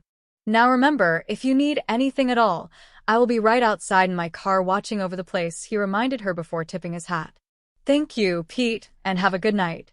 "Good night, Miss Kelly." Across town, in another cozy apartment filled with unpacked moving boxes, laughter and good cheer echoed through the warm room. Betty Jones was happily arranging her new home, admiring a newly placed light fixture on the side table. Her dear friends and family, Barnaby Jones and young Jedediah, were busily assisting her with the heavy lifting and sorting. "Ah, that is good," Betty said, stepping back to admire the arrangement. "Now, what do you think?" "Perfect, simply perfect," young Jedediah replied with an easy grin, leaning against a stack of cartons. Betty turned toward the seasoned private investigator with a bright sparkle in her eye. "Barnaby, what do you think?" "About what?" Barnaby asked playfully, peering over his reading glasses with gentle humor. "The lamp, of course." Barnaby smiled softly, his voice full of warmth and grandfatherly wit. "I like any kind of lamp that has a bright bulb in it to read the evening paper." "Here is some real help," Betty teased with a gentle chuckle. "Come on, Jedediah, tell me your honest opinion." "Look, will you trust me?" Jedediah replied, dusting his hands on his trousers. "It is a terrific lamp, and it looks wonderful right where it sits." "Do you really like the lamp that much?" Betty asked, raising an eyebrow with amusement. "I certainly ought to," Jedediah said with a grin. "I gave it to you for Christmas last year." "Oh, come on," Betty laughed, waving a hand at him. "I was taking your artistic eye seriously." At this late hour of the evening, the only thing to take seriously is a fond farewell, Barnaby said kindly, patting Jedediah on the shoulder. "Come along, young man. We have a full and productive day ahead of us tomorrow." "Oh, that is just swell," Jedediah groaned playfully, picking up a roll of packing tape. "Right when I was getting ready to help unwrap all your fine porcelain dishes." "Sorry, my boy." Barnaby chuckled with a warm wink at Betty. Unwrapping fine china requires a far gentler touch than yours. I always knew you had an old-fashioned streak, Jedediah remarked with good nature. Just then, Betty picked up an unfamiliar, brightly wrapped package that had been set near the entryway table among the housewarming gifts. "Will you look at this?" she said, her curiosity piqued. "You know, with all these generous housewarming presents arriving, if I moved every couple of months, I could furnish an entire mansion." "That is true," Jedediah said, "though I thought you had not told very many people your new address yet." "Well, I must have mentioned it to a thoughtful acquaintance," Betty said cheerfully. "Let us see what someone kindly brought over." She untied the ribbon and opened the decorative outer wrapper. Inside lay an ornate, heart-shaped box of confections with an accompanying card. "A valentine," Betty noted with mild surprise, her brow furrowing slightly. "And it is not even February yet." Barnaby's expression grew quietly attentive, his keen investigative instincts immediately stirring. "Jedediah, please check the corridor outside." Jedediah nodded and slipped quietly into the hallway to glance around. "Oh, Barnaby," Betty said, trying to ease the sudden quiet in the room, "I know what you might be thinking with all those recent newspaper reports about strange cards, but good heavens. There are dozens of specialty sweet shops in the city that carry heart-shaped boxes throughout the entire calendar year." Barnaby looked at the box with calm concern. "I would feel much better if we simply knew which friend sent it." Jedediah returned, shaking his head gently. "Nothing unusual in the hall, Barnaby. The street outside is completely quiet as well. You know," Betty added with a soft, reassuring smile, "we're probably going to feel very silly when we find out this is just a sweet gesture from one of the neighbors." Barnaby gently opened the small envelope attached to the ribbon. The note inside consisted of printed letters carefully arranged upon the paper, reading a classic poem of affection that ended with an earnest promise of a personal arrival in the days ahead. Early the following morning, Barnaby visited the downtown police precinct to speak with his longtime colleague, Lieutenant John Biddle. Sunlight streamed across the busy detective bureau, where phones rang steadily with the productive hum of civil service. "The laboratory technicians are double-checking the confectionery box and the printed greeting note," Lieutenant Biddle explained, leaning back in his desk chair. "Double-checking," Barnaby repeated thoughtfully, his hands resting comfortably on the arms of the visitor chair. "Just what will it take, John, to determine whether this note is connected to the recent string of unusual greetings sent to young women across the district?" "Barnaby, I care about Betty's safety just as much as you do," Biddle said in a calm, reassuring tone. "But there is truly no easy way to confirm if that pasted note came from the very same troubled individual." "What about the sweets?" Barnaby asked. "Sold by the thousands in every neighborhood pharmacy and corner store in the state," Biddle replied, opening a thick case folder. Regarding the previous cases of Miss Doreen Lockwood and Miss Elsie Barton, their acquaintances mentioned that both young ladies initially assumed they merely had a shy admirer from afar who sent small presents. Then, in the case of Miss Linda Kelly, she only reached out when the mysterious sender began leaving candid photographs. The pattern of someone seeking attention, Barnaby observed with quiet analytical precision. First an anonymous present, then unexpected telephone messages, and more keepsakes. "Lieutenant," an officer interrupted politely, stepping up to the wooden partition. "Yes," Biddle answered. "Excuse me, sir. This report just arrived from the Devonshire Division," the officer said. Then, noticing the veteran investigator, he smiled. "Good morning, Mr. Jones." "Hello, Will." Barnaby greeted him warmly. Sergeant Will Gyan, a polite and dedicated young police officer, handed the folder to the lieutenant. "I just heard that Betty received an unusual card last night. Is she feeling all right?" "She is managing very well so far. Thank you, Will," Barnaby said kindly. Lieutenant Biddle examined the Devonshire memorandum carefully. This report concerns an unidentified person discovered near an abandoned garden site, but the medical details clearly show it has nothing to do with the admirer cases. "Stay with it, Sergeant, and bring me the coroner's final identification as soon as it arrives." "Yes, sir," Sergeant Gyan said respectfully. "Nice to see you, Mr. Jones." "Good to see you, Will," Barnaby replied. Biddle turned back to his old friend with a supportive smile. Well, Barnaby, why do you not head back to your office and have a peaceful cup of tea? Barnaby tapped his chin gently. You know, John, there is one detail in the timeline that catches my attention. In the earlier cases, the individual allowed 3 or 4 weeks between his various messages. Yet Betty received a note almost immediately after the reports about Linda Kelly appeared in the news. It could simply mean the person is becoming careless or impatient to be noticed, Biddle suggested. Perhaps, Barnaby murmured, standing up to take his leave. Back at the private investigation office, sunlight poured through the wide windows, illuminating the polished wooden desks and filing cabinets. Betty was already seated at her desk, typing steadily and organizing correspondence with bright energy. Jedediah was leaning against the bookshelf, watching the door as Barnaby walked in. I thought we agreed that you were going to take the day off and relax at home, Barnaby said with an affectionate, questioning smile. That was the plan last night, Betty replied with a charming grin. But a person has every right to change her mind. I refuse to sit at home letting my imagination wander. If I stay home feeling anxious, I am letting an anonymous letter defeat my good spirits.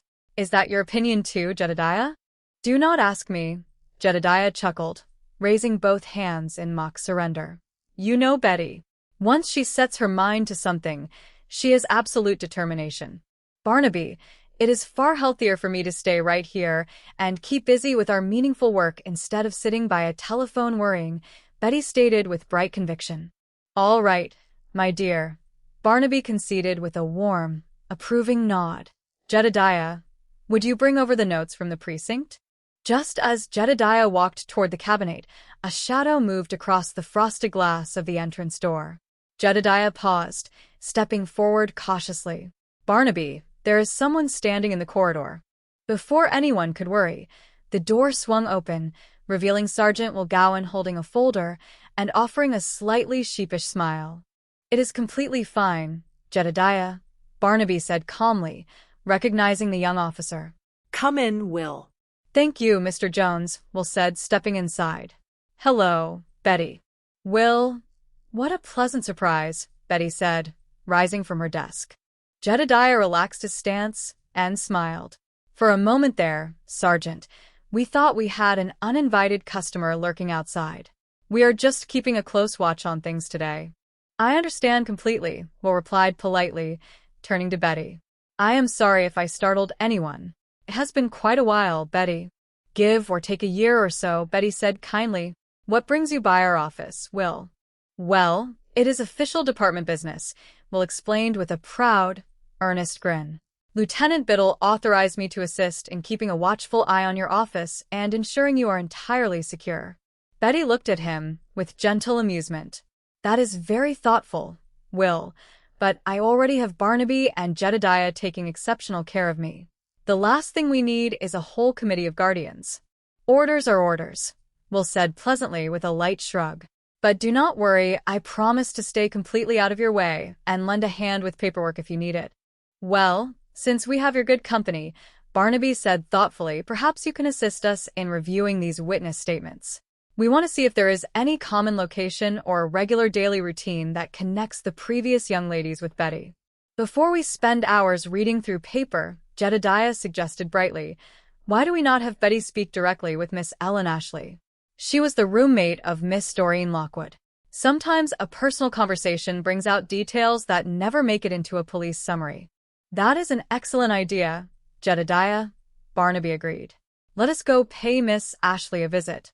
A short time later, Barnaby, Jedediah, and Betty arrived at the stylish downtown department store where Ellen Ashley worked as a creative window dresser.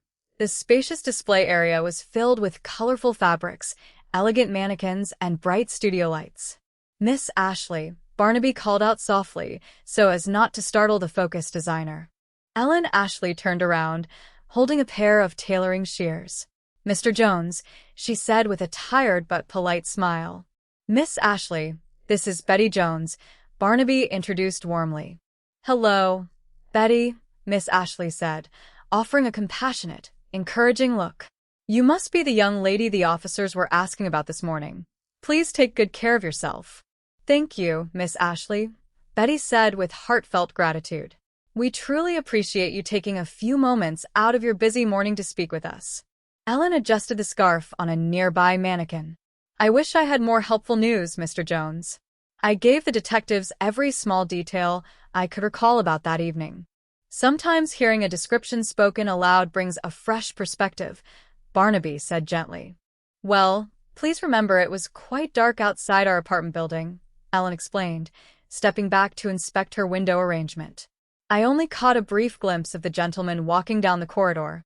He appeared to be in his late 30s or perhaps his early 40s. He was tall, fairly slender, and dressed in very ordinary attire, like dark trousers and a light windbreaker jacket. Did you notice anything distinctive about his footwear or how he walked?" Jedediah asked with keen interest. "Yes, now that I reflect upon it," Ellen said, tapping her chin thoughtfully. "He wore thick, rubber-soled shoes because he moved without making any sound along the tiled floor. And as he stepped out toward the street, he had a slight, noticeable limp in his right stride." "Did Doreen ever mention encountering any unusual people during her daily travel to work?" Barnaby asked.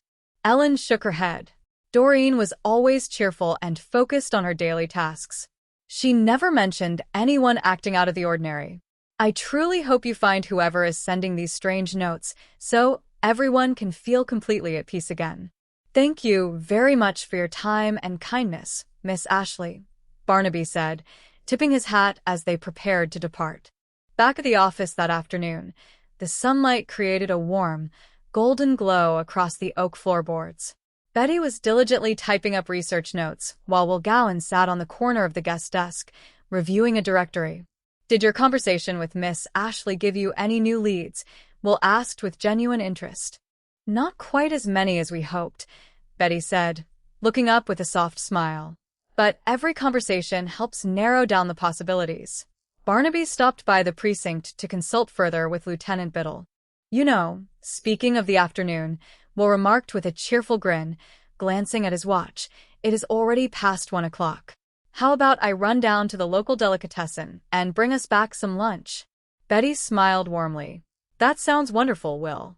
I really must finish typing these summaries, so if you would not mind bringing back a turkey and cheese sandwich on whole wheat, I would be very grateful." "I cannot leave you here by yourself," Will said conscientiously. "You should come along with me." "The delicatessen is just around the corner," Betty reasoned with a gentle laugh. "I will keep the front door securely locked until you return. I promise to listen for your knock." Will hesitated, then nodded with a responsible smile. "All right, but make sure you lock the bolt the moment I step outside." "I will," Betty assured him. The heavy wooden door closed, and the satisfying click of the deadbolt echoed in the quiet foyer. Betty returned to her desk, her fingers resting lightly on the typewriter keys. Suddenly, the telephone on her desk began to ring with a crisp, clear chime. She reached for the receiver with a steady hand.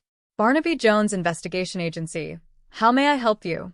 A calm, modulated voice spoke on the other end of the line, reciting a simple, rhythmic verse. "Roses are red, violets are blue. All of my special thoughts belong only to you." Betty remained remarkably composed, her voice firm and respectful. "Who is calling, please?" The caller spoke with an earnest, theatrical tone, expressing that he was someone who had been admiring her from afar and sending tokens of appreciation. Betty took a deep breath, speaking with calm maturity. "There is no need for anonymous calls or mysterious packages. If you have something meaningful to say, why do we not arrange an open, professional meeting in the presence of my colleagues so we can clear up any misunderstandings?" The voice grew quiet, surprised by her poise and confidence, before murmuring softly that everyone must answer for their actions, and then the line clicked gently into a steady dial tone. Betty replaced the receiver, taking a slow breath to center herself just as Will Gowan returned with a paper bag of fresh sandwiches. Barnaby and Jedediah walked in through the front door shortly after, having met Will in the hallway. Upon hearing about the brief call, Barnaby gently placed a supportive hand on Betty's shoulder. "You handled yourself with immense courage, Betty, but we must be careful not to encourage unnecessary dialogue. Our primary goal is to resolve this peacefully and through proper investigation." "I understand, Barnaby," Betty said with a resilient smile.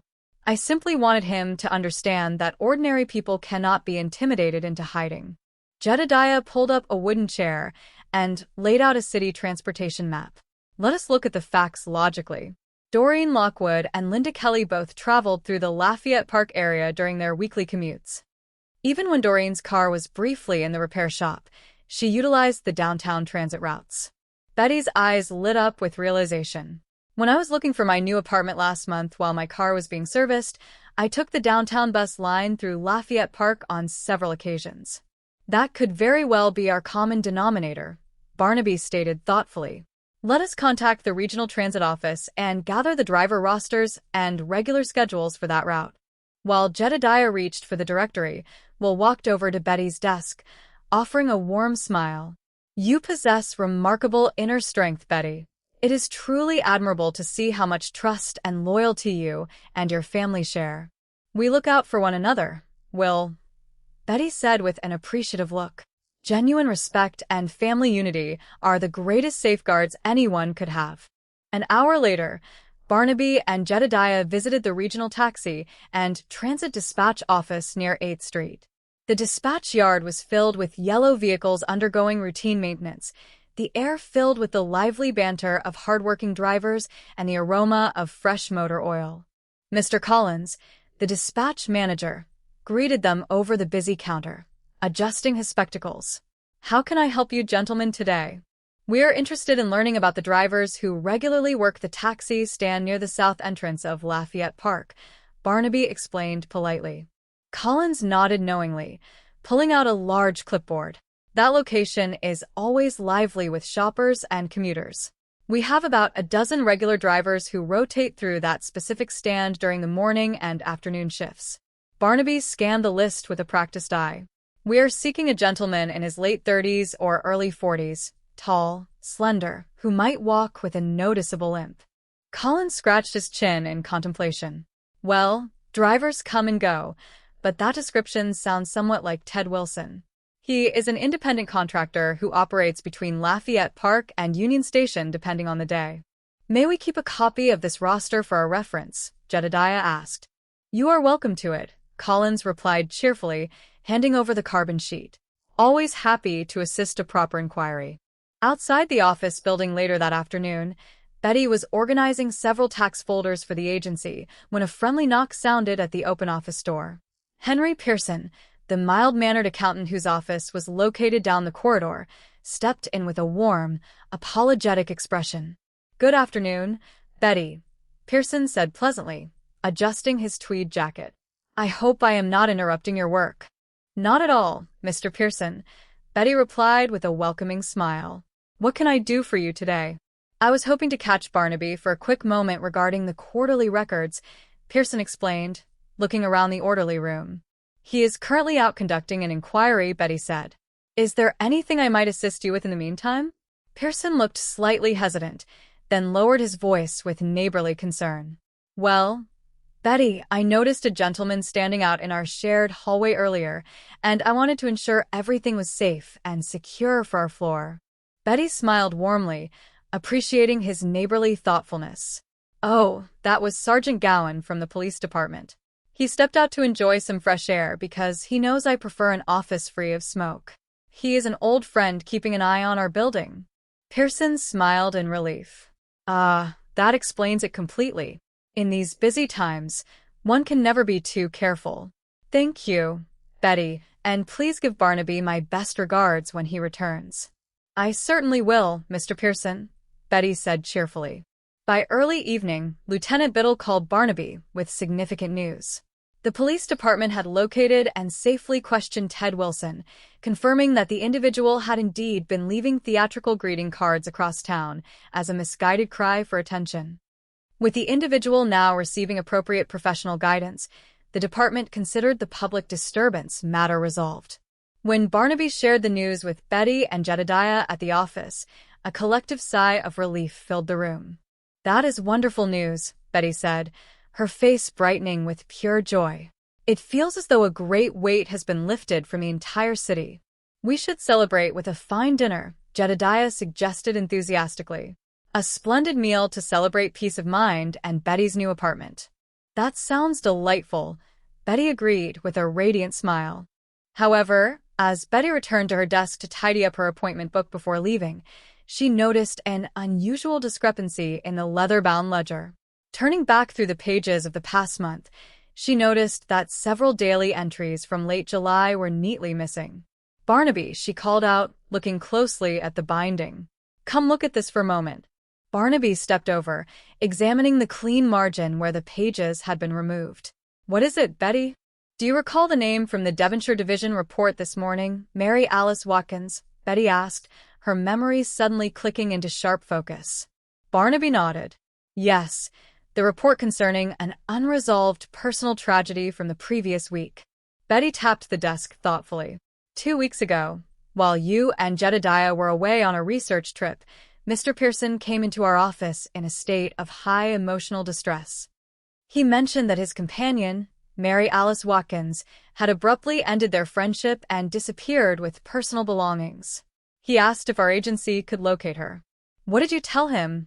Barnaby inquired, his gaze sharpening with deep analytical focus. I explained that our agency focuses on civil and commercial investigations, not private domestic disputes, Betty recalled clearly. But to be polite, I wrote her name in our appointment ledger and promised to mention it to you upon your return. The very next morning, Mr. Pearson returned, apologized for troubling me, and claimed they had reconciled completely, asking me to disregard the note. Barnaby's expression grew deeply serious. If Mary Alice Watkins was later found deceased in Devonshire, and Betty was the only person who possessed a written record of Pearson seeking an investigation regarding her sudden disappearance, that note would directly link Pearson to her final whereabouts. The identical greeting card sent to Betty was not from the transit admirer at all, Jedediah realized with sudden clarity. Pearson used the sensational news stories about the anonymous admirer to stage a distraction, attempting to frighten Betty and retrieve that ledger page before anyone connected him to the Devonshire case. Stay right here, Betty, Barnaby instructed with calm authority.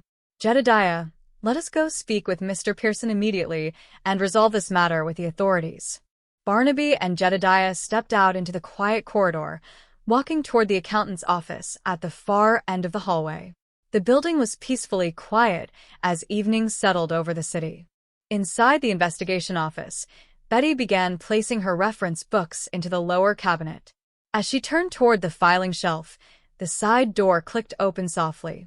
Henry Pearson stepped into the room. His usual mild manner was gone, replaced by a tense, desperate expression, though his voice remained low and urgent. You remembered the name, did you not, Betty? Pearson said, closing the door behind him. Betty remained remarkably poised, keeping her voice calm and steady. Mr. Pearson, whatever mistakes have occurred, running away or trying to hide the truth will never bring peace to your conscience. I never intended for any of this to happen, Pearson said with genuine remorse and deep anguish in his voice. Mary and I had a terrible argument about our future, and an unfortunate accident occurred during our dispute. I panicked, Betty. When I realized you had written her name in your book, I knew the police would eventually question me. I tried to make you believe an admirer had taken an interest in you so you would leave town or discard your records. Barnaby and Jedediah opened the door, stepping calmly into the room alongside building security. It is over, Henry, Barnaby said in a voice filled with compassionate authority. The authorities are already on their way. The only honorable course of action is to face the truth, accept responsibility, and allow justice and healing to take their proper course. Pearson looked at Barnaby, then at Betty's calm, forgiving countenance. The heavy burden of deception visibly drained from his posture. He bowed his head softly, stepping back from the desk and offering no resistance whatsoever. I am sorry, Pearson whispered with profound sincerity. I am truly so sorry for the distress I caused you, Betty. Justice will be served with fairness and dignity, Henry, Barnaby said gently as the building officers arrived to escort the remorseful accountant to the precinct where Lieutenant Biddle was waiting. The following afternoon, the atmosphere in the private investigation office was radiant with happiness, relief, and renewed purpose. The bright California sunshine filled every corner of the room, reflecting off 3 beautifully wrapped gift boxes, sitting proudly on Betty's desk. Betty entered the office, her eyes widening with delightful surprise as she looked at Barnaby, Jedediah, and Sergeant Wilgowan, who all stood nearby with wide, affectionate smiles. She walked over to the desk and picked up the first small card attached to a lovely package of art books. "With love, Barnaby," she read aloud, beaming warmly at the senior investigator. "Thank you, kind gentleman." She opened the second card, attached to a handsome desk organizer. "Affectionately, Will," she read, offering a bright, appreciative smile to the young police officer. "Thank you very much, Will." Finally, she opened the third card on a box of gourmet teas. "Love and best wishes, Jedediah," she laughed with absolute delight. "Well, I must tell you the truth, gentlemen," Betty said, looking at the 3 of them with deep gratitude shining in her eyes. "I love you all dearly, but I honestly do not know what all these marvelous gifts are for. My birthday is not for another 6 months." "It was Barnaby's wonderful idea," Jedediah explained with a cheerful grin, "and I think it was a splendid one. We wanted to make sure that receiving a gift in a pretty box brings you nothing but joy, friendship, and positive memories from this day forward. A pleasant way to turn over a fresh, happy leaf," Barnaby added with a gentle, benevolent smile. Betty touched the ribbon on the packages, her heart full of warmth. "You are 3 wonderful people. It is truly amazing how quickly any feeling of apprehension disappears when you are surrounded by genuine friends and family who care for you so deeply." "Well," Will said, stepping forward with his officer's cap in hand, "I must get back to my regular precinct duties, but I am truly glad to see you smiling so brightly, Betty." "Will, before you leave," Barnaby said with a warm, respectful nod, "we appreciate everything you did to watch over Betty and our office during this past week." "Just doing my duty, Mr. Jones," Will replied with an easy, good-natured smile. "And Betty, if you ever have a free afternoon, I would be honored to treat you to a pleasant lunch at the Courtyard Cafe." "If it is lunch, Will, that sounds like a wonderful plan," Betty accepted with a gracious smile. "I look forward to it," Will said with a cheerful wave as he stepped out the door. "Have a wonderful day, everyone." As the door closed, Betty picked up her purse and looked at Barnaby and Jedediah with a triumphant sparkle in her eyes. "Now, gentlemen, I have a wonderful surprise for both of you. Today, the celebratory luncheon is entirely on me. I am picking up the bill for our entire meal." Jedediah chuckled heartily, shaking his head. "I am afraid you are too late, Betty." "What do you mean?" Betty asked, arching her brow with playful curiosity.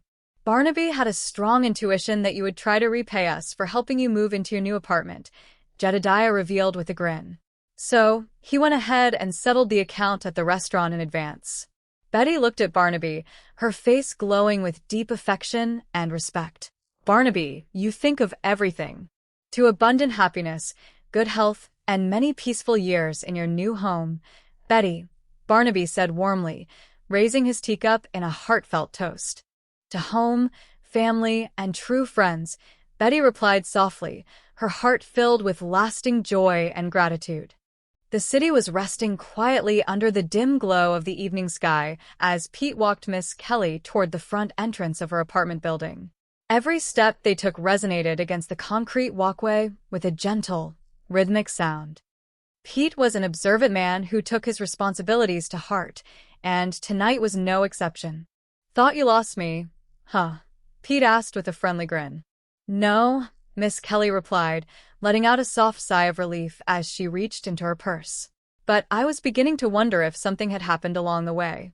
"Not a chance in the world," Pete said firmly, keeping a watchful eye on the surrounding bushes. "Have you got your key ready?" "Oh, yes, right here," she answered. "You know, Pete, I still cannot quite get used to the idea that I need a bodyguard just to walk from my car to my front door." "That is a crying shame," Pete muttered, shaking his head with genuine sympathy. "A nice young lady like you having to put out good, hard-earned money for protection like this. You know, Miss Kelly, all I would like to do is get my hands on that creep. It has got to be someone real sick in the head to frighten people like this." He stepped inside the doorway first, scanning the foyer before motioning for her to enter. Everything looks okay in there, he noted approvingly. If you do not mind my saying so, you keep this place looking real neat and orderly. Thank you, Pete. She smiled warmly, feeling a great sense of comfort from his dependable presence. Well, everything looks completely fine, just as usual, Pete declared. Now, you're going to have yourself a real good night of sleep tonight, right, Miss Kelly? That is certainly something I intend to do, and I am really looking forward to getting some rest, Pete. Now remember, if you need anything at all, I will be right outside in my car, he reminded her before tipping his hat. Thank you so much, Pete, and good night, she said, locking the sturdy wooden door behind her. Across town in a newly leased apartment, the atmosphere was cheerful and filled with the scent of fresh cardboard and lemon polish. Betty Jones stood in the center of her living room, admiring a recently assembled furnishing. Ah, that is good, she said, taking a step back with her hands on her hips. Now, what do you think? Perfect. Absolutely perfect, Barnaby replied from his comfortable perch on an armchair. Barnaby, what do you really think? Betty pressed playfully. About what exactly? Barnaby asked with a gentle twinkle in his eye. The lamp, of course. I like any kind of lamp that comes with a 150-watt light bulb inside it, Barnaby quipped with a dry chuckle. Here is some real help, Betty laughed, turning toward the younger man who was carrying a stack of packing crates. Come on, Jedediah. You tell me. Look, will you trust my judgment? Jedediah answered, balancing the boxes carefully. It is a terrific lamp, and it looks wonderful right there on that side table. Do you really like the lamp that much? Betty asked, raising an eyebrow with genuine amusement. I ought to, Jedediah grinned. I gave it to you for Christmas, remember? Oh, come on now, Betty laughed. And here I was taking your artistic opinions seriously. At this late hour of the night, the only thing any sensible person ought to take seriously is a fond farewell, Barnaby remarked, rising gracefully from his seat. Come on, Jedediah. We have a very heavy schedule waiting for us tomorrow. Oh, that is just swell, Betty teased, pointing at the kitchen counter. Right when I am finally getting down to unwrapping all of your dishes. Sorry, kid, but washing and unwrapping dishes is traditional housework, Jedediah joked, dodging playfully toward the door. I always knew it, you absolute chauvinist, Betty smiled, shaking her head. As she reached into one of the remaining unopened parcels near the entryway, she paused, noticing a brightly wrapped package that did not match the rest of her moving supplies. Well, will you look at this, Jedediah said, pausing by the threshold. You know, with all these lovely housewarming presents you are receiving if you move every couple of months, you could make out like a bandit. That is true, Betty said thoughtfully, turning the box over in her hands. Although I really have not told that many people that I was moving in the first place. Well, you must have mentioned it to somebody, Barnaby observed. Let us see what they got you here. Betty gently pulled back the ribbon to reveal a heart-shaped box of sweets. Oh, she said, her smile fading slightly.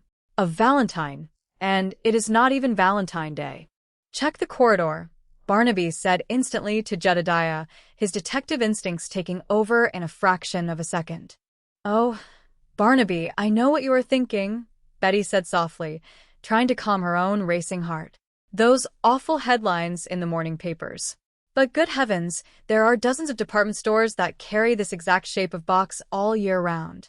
I would feel a whole lot better if I knew who sent it, Barnaby replied, his expression turning solemn and protective. Jedediah returned from the hallway, shaking his head. Nothing out there. The street is completely clear, too. You know, we're going to feel very foolish when we find out who this harmless gift is from. Betty attempted to lighten the mood. Barnaby carefully took the small accompanying card and read the typed lines aloud. How much do I love thee? Let me count the ways. I will very soon. You're next. The following morning, the private investigation office was quiet, save for the hum of the city outside. Barnaby stood near Lieutenant John Biddle at police headquarters, reviewing the sparse physical evidence on the table. The laboratory boys are double-checking the candy box and the typed note right now, Lieutenant Biddle explained, rubbing his tired eyes.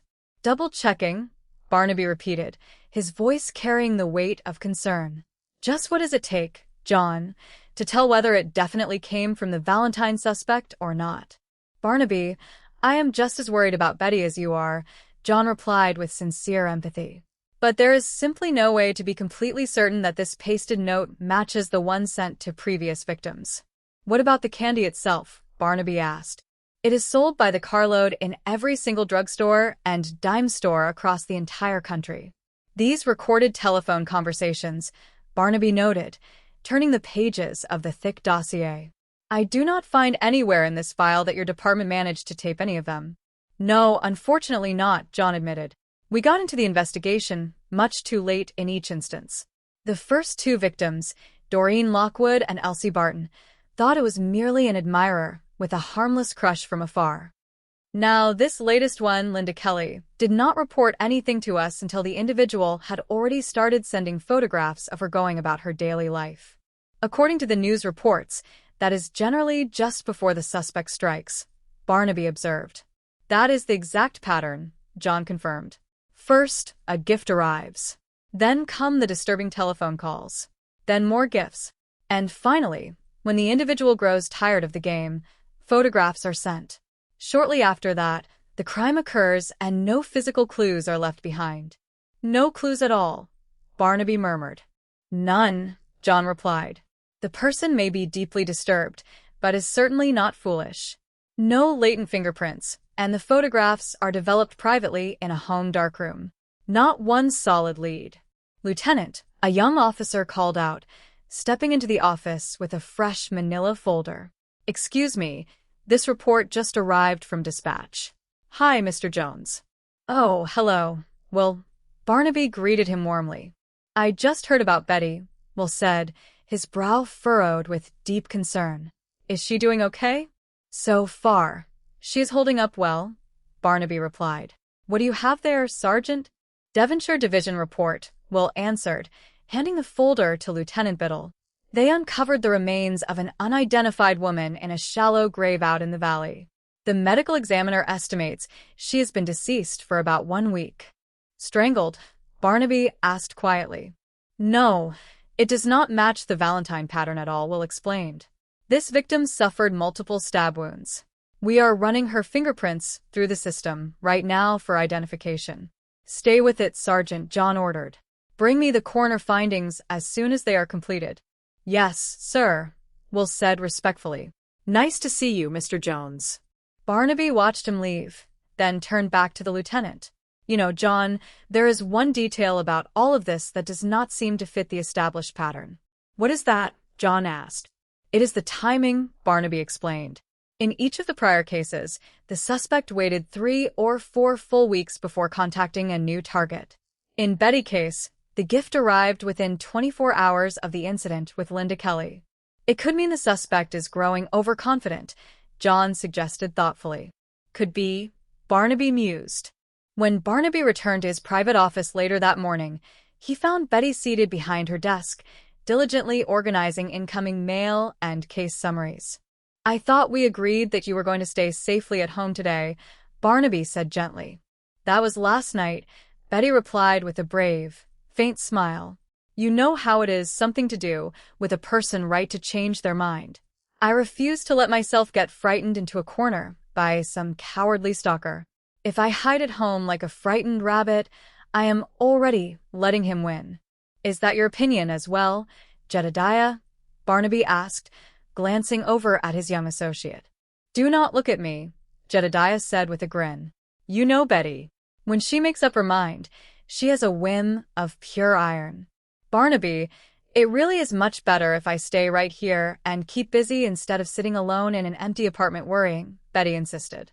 "All right," Barnaby conceded kindly. "Jedediah, would you grab that copy of the case file that Lieutenant Biddle provided?" "Barnaby," Jedediah whispered suddenly, glancing toward the frosted glass of the entrance. "There is somebody standing right outside our door." "Wait a moment," Barnaby cautioned as Jedediah moved swiftly toward the entrance, pulling the door open. "All right, friend. What are you doing out there?" Jedediah demanded. "It is all right, Jedediah," Barnaby interceded. "Come on in, Will." "Thanks, Mr. Jones," Will Gyan said, stepping inside and removing his overcoat. "Hello, Betty." Will, what a surprise, Betty said, her eyes widening. Will Gyan, Sergeant, Los Angeles Police Department. Jedediah introduced himself with a slight nod. Though even if you played for the local football team, you should not be lurking out in the hallway like a burglar. What is going on? This is my cousin, Jedediah Jones, Betty explained. We are all a little on edge around here today, Will. I am sure you can understand why. Sure, of course, Will said apologetically. I am sorry, I really should have knocked. It has been much too long, Betty. Give or take a full year. What brings you here, Will? Betty asked curiously. It is my official assignment, Will smiled proudly. I am your newly appointed protective detail. By whose authority? Betty asked, surprised. How come? Lieutenant Biddle received word directly from the chief of police, Will stated. The department has absolutely no intention of letting you become another statistic. That is generous, but unnecessary, Betty protested gently. I have Barnaby and Jedediah looking out for me around the clock. No offense, Will, but the last thing I need is to go tripping over a crowd of bodyguards everywhere I step.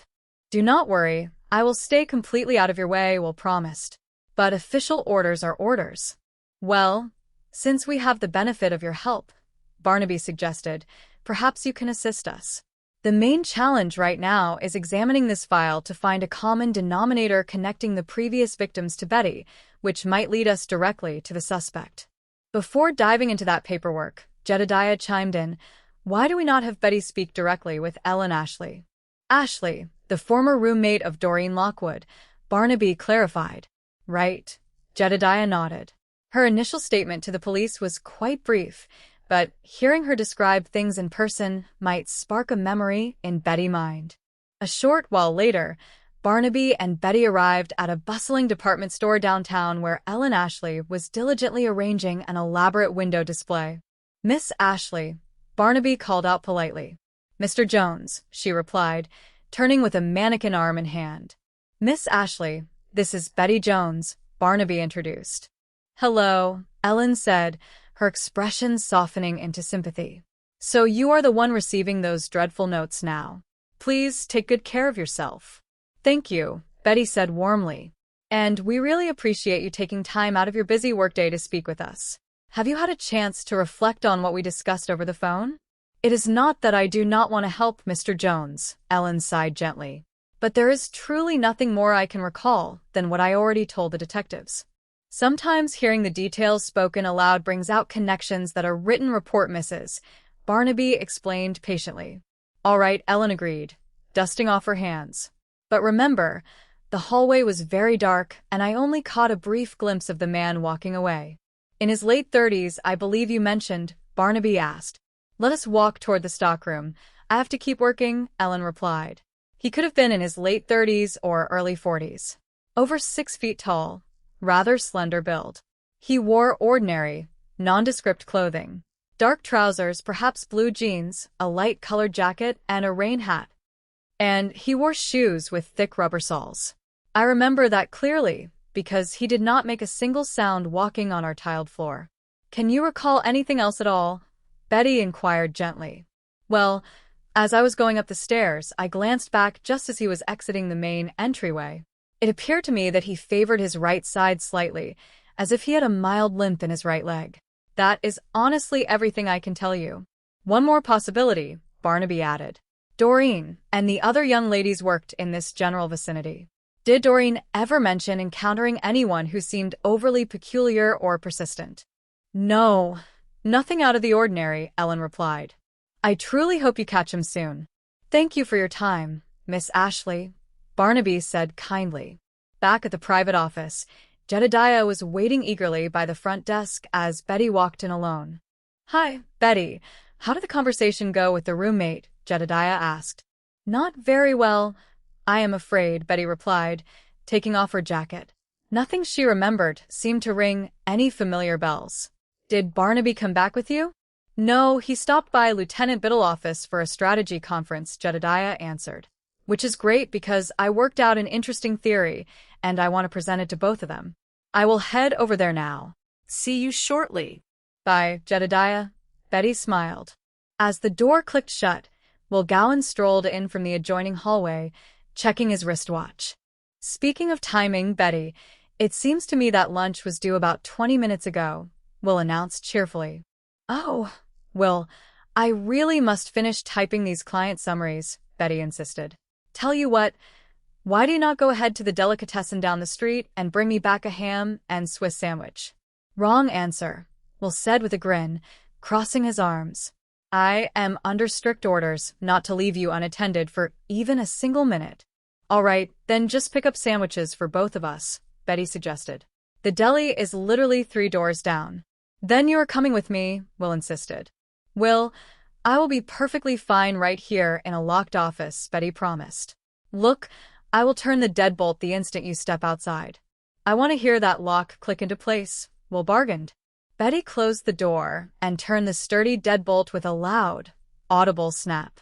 Did you hear that? She called through the wood. I heard it, Will shouted back with a laugh. Hold the mail until I return. Betty sat back down at her typewriter, feeling a sense of calm productivity. The sudden ring of the telephone shattered the quiet room. She picked up the receiver promptly. Barnaby Jones' Private Investigations, may I help you? A raspy, melodic voice echoed from the other end of the line. Roses are red, violets are blue. All of my dreams are only for you. Betty's breath caught in her throat, but she kept her composure. Who is this? The one who loves you, sends you beautiful presents, and thinks only of you, the voice whispered. I've been waiting for your call, Betty said steadily, trying to keep him talking. Liar, the voice snapped, turning cold and bitter. You're just like all the rest of them. Liars, every single one. No, I am not lying, Betty replied calmly, maintaining her poise. I thought perhaps we could meet in person. Would you like that? We could sit down, and I could show you that I am completely sincere. We will be together, the caller whispered chillingly. Until then, remember that I am watching you day and night. I am always near. The line went dead with a sharp click. When Barnaby, Jedediah, and Will returned to the office a short time later, they found Betty sitting quietly on the sofa, clutching a warm cup of tea. How are you feeling, Betty? Barnaby asked gently, placing a supportive hand on her shoulder. A bit shaken, she admitted honestly. It was quite unsettling. Will, what made you leave her alone in the first place? Jedediah scolded, frustration evident in his voice. If I had known she would pick up the phone and try to negotiate, I would have dragged her with me, Will admitted with genuine remorse. You are right, it was a mistake on my part. Now, let us not point fingers, Betty interceded with a gentle smile. It was not as though I was standing face to face with the man. He could have been calling from miles away. Or from the payphone down the block, Barnaby pointed out sensibly. You are not going to win any prizes for inviting him to meet, Betty. We do not want to agitate him into rushing his schedule. I know, Betty sighed. It just made me so frustrated to hear him speak so casually about intimidating people. I wanted to help bring this to an end. We understand your bravery, Barnaby said warmly. But next time you put yourself out on a limb, make sure the rest of us are right there to support you. Now, Jedediah, tell us about your theory. Right, Jedediah stepped forward, laying out transit maps on the central table. When I reviewed the public transportation logs, I noticed that Linda Kelly and Elsie Barton did not own personal vehicles. They regularly relied on the municipal bus lines to commute. Doreen Lockwood owned a personal car, Barnaby observed. She did, Jedediah agreed, but her vehicle was in the repair shop for 3 full days immediately prior to her disappearance. If Doreen took the bus during that window, that could be our common link. The Barton girl worked far across town from the Park District, Barnaby noted. True, but she and Linda Kelly both utilized the Parkrest line, Jedediah explained. That is the exact route Doreen would have needed to reach her job. Betty's eyes lit up. Barnaby, when my car was being serviced while I was searching for my new apartment, I rode the Parkrest bus twice. That is an excellent lead, Barnaby nodded with approval. Betty, please obtain the driver rosters for that route from the Transit Authority. Jedediah and I are going to pay another quick visit to Miss Ashley to verify Doreen commuting habits during that repair period. As Barnaby and Jedediah prepared to leave, Will lingered by Betty's desk, watching her work with quiet admiration. What is the secret, Betty? Will asked softly. What secret do you mean? She replied, looking up from her papers. The way you look at Barnaby and Jedediah. Will smiled. What does it take for a guy to earn that kind of trust and devotion? They are my family, Will, Betty answered warmly. They have stood by me through everything. So an outsider still faces tough competition. Huh, Will chuckled good-naturedly. I thought by now I might have made some headway. You are a wonderful friend, Will, Betty said with a kind smile. As long as we keep things friendly and respectful, nobody gets their feelings hurt. Fair enough, Will smiled, tapping his badge. I can live with that. Over at the department store, Ellen Ashley was busy adjusting garments on a line of fashion mannequins when Barnaby and Jedediah approached once more. Raise the mannequin arms slightly, Ellen directed an assistant. It still looks too rigid. We want a relaxed, natural appearance. Hello again, Miss Ashley, Barnaby called out politely. Really, Mr. Jones, she sighed with a tired smile. This entire seasonal display must be completed before the evening rush. This will take only a brief moment, Barnaby promised. When Doreen Carr was in the repair shop, did she take the municipal bus to work? No, never, Ellen replied definitively. Doreen strongly disliked crowded buses. She felt uncomfortable in large crowds, so whenever her car was unavailable, she relied exclusively on taxicabs.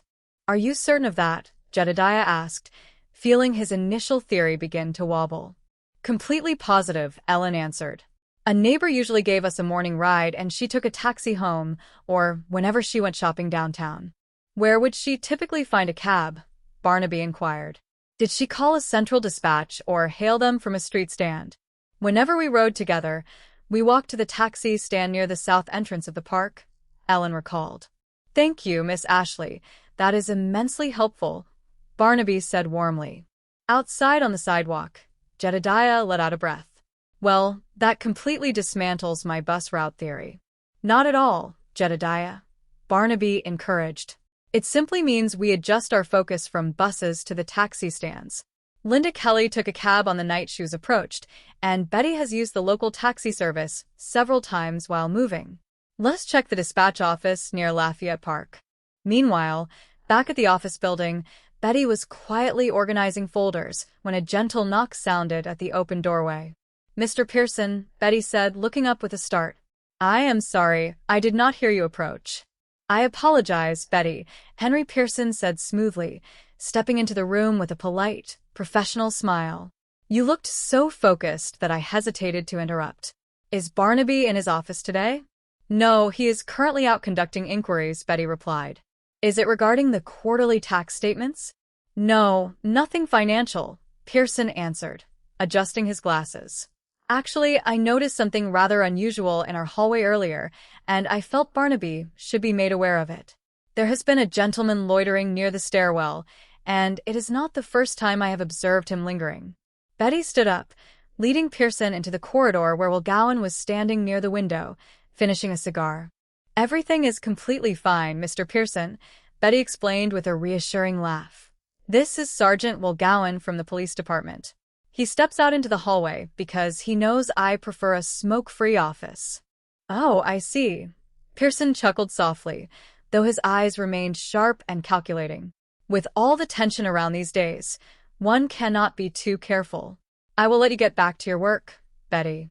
Across the district at the central taxi garage, the dispatcher was loudly coordinating fleet assignments over a crackling radio microphone. Charlie, pick up a fare at the corner of Broadway and 3rd, the dispatcher barked. And make it quick. Walt, the service vehicle is on its way to your location. The dispatcher turned to Barnaby and Jedediah with a weary grin. Sorry, gentlemen, it is always a zoo around here. What can I do for you? We are inquiring about the taxi stand at Lafayette and 8th, Barnaby stated. A busy location, the dispatcher nodded. Lots of short neighborhood trips. We usually have about 12 to 14 regular drivers rotating through that stand. We are looking for a driver in his late 30s or early 40s, tall, slender, who might walk with a slight limp, Jedediah explained. The dispatcher pulled out a clipboard. Drivers come and go, but here is the assignment roster from last week. Take a look. Jedediah scanned the list, his eyes narrowing at a particular entry. Hey, look at this name here. Ted Wilson. The dispatcher glanced over. Oh, Wilson. He works out of Lafayette one day and Union Station the next. An independent type. Barnaby and Jedediah immediately coordinated with Lieutenant Biddle, leading a team of investigators to Wilson residence on the west side. Inside the small workshop behind the garage, detectives uncovered a darkroom containing developing trays, rolls of film, and clear photographic evidence connecting Wilson directly to the 3 prior stalking incidents. Drop your weapon and step away from the workbench, Lieutenant Biddle ordered firmly, entering with his service revolver raised. Wilson offered no resistance, raising his hands in defeat. Within the hour, Jedediah called the private office from headquarters, his voice ringing with excitement. "Betty, it is all over," Jedediah shouted through the receiver. "The police have Ted Wilson in custody, and he has fully confessed to the 3 stalking cases." "Are you absolutely sure?" Betty asked, a tremendous weight lifting from her shoulders. "Completely positive," Jedediah confirmed. "Lieutenant Biddle is finalizing the paperwork right now. We want to celebrate tonight. Get dressed up, and we will take you out for a fabulous dinner." "That sounds wonderful," Betty beamed. "Hurry back." As Betty hung up the telephone, the door to the office clicked shut. Henry Pearson stepped out from the inner corridor, his expression no longer warm or mild. "I am sorry to disappoint you, Betty," Pearson said in a low, cold tone. "But soon, no one will be around to interrupt us ever again." Betty backed away toward the desk. "Mr. Pearson, what are you doing?" Over at police headquarters, Barnaby was reviewing the final arrest report with Lieutenant Biddle when a detail caught his attention. "John, why did Will Gyan volunteer for this specific guard detail?" Barnaby asked thoughtfully. "He traded shifts with Sergeant Taylor for personal reasons," John replied. "They had a brief courtship last year, but Betty ended it amicably." Just then, an investigator handed Biddle a supplementary report. "We just identified that woman found in Devonshire, Lieutenant. Her name was Mary Alice Watkins." Barnaby's mind clicked into sharp focus. Mary Alice Watkins. That was the name Pearson asked Betty about weeks ago under the guise of an acquaintance search, claiming she had run off. Pearson was never looking for an admirer, Barnaby realized with sudden urgency. He committed that crime in Devonshire, and when he realized Betty had written down Mary Alice's name in our office log, he panicked. He used the Valentine panic as a cover to eliminate the only person who could link him to Mary Alice. Barnaby and Jedediah rushed out of headquarters and sped across town, arriving at the office building just as the evening shadows lengthened across the marble lobby. They took the stairs 2 at a time, bursting into the main suite. Pearson stood near the back entrance, holding Betty firmly by the wrist as she struggled to pull free. "Stay back," Pearson shouted, panic lacing his voice. "Stay back, or neither of you leaves this room." "Put that weapon down, Henry," Barnaby said with absolute calmness and steady authority. "You do not want to make this situation any worse than it already is." "She knows the truth," Pearson stammered wildly. "She wrote down Mary Alice's name in the appointment ledger. When Mary threatened to ruin my career, I lost control. No one was ever supposed to know about Mary and me, but I made the foolish mistake of mentioning her to Betty." "So you staged the Valentine threats to divert suspicion toward a serial stalker," Barnaby reasoned steadily, keeping Pearson's attention focused entirely on him. "I had to remove any connection," Pearson cried. "But now you all know. The police already have the Valentine suspect in custody, Henry," Jedediah stated clearly. "Your plan cannot work. Let Betty go." Pearson hesitated, his grip loosening as the reality of his cornered situation set in. Seizing the momentary distraction, Betty pulled her arm free and darted toward Jedediah, who shielded her instantly. Barnaby moved forward with decisive speed, disarming Pearson and subduing him until the sound of approaching police sirens filled the street below. The following evening, the private office was bathed in the warm, golden glow of lamplight. On Betty's desk sat 3 large, beautifully wrapped gift boxes, completely devoid of any menacing mystery. Betty smiled brightly as she untied the first box, pulling out a lovely silk scarf with a card attached. "With love and deepest respect, Barnaby. Betty read aloud, looking over at her mentor with misty eyes. Thank you, kind gentleman. She opened the second box to reveal an elegant leather-bound journal.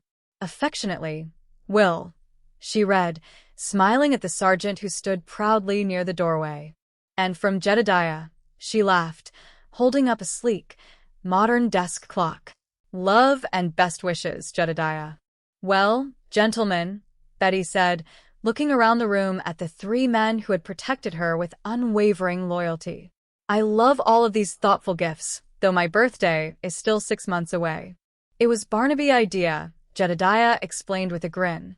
We wanted to replace all those unpleasant memories with real gestures of affection from the people who truly care about you. Sort of the ultimate remedy, Betty smiled, her heart full of gratitude. Well, it worked wonderfully.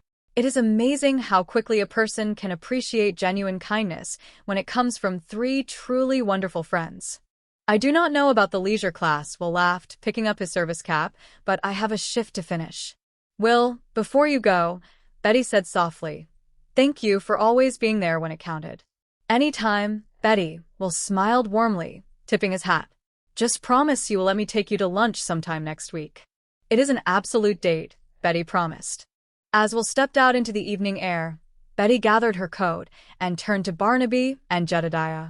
Now then, gentlemen, dinner is entirely on me tonight, and I will not take no for an answer. Too late, Jedediah grinned, holding up a paid receipt. Barnaby already took care of the reservation in advance. To a bright and peaceful future in your new home, Barnaby toasted warmly. Betty beamed, linking arms with both of them as they walked out together into the welcoming city lights. Thank you, both of you, for everything,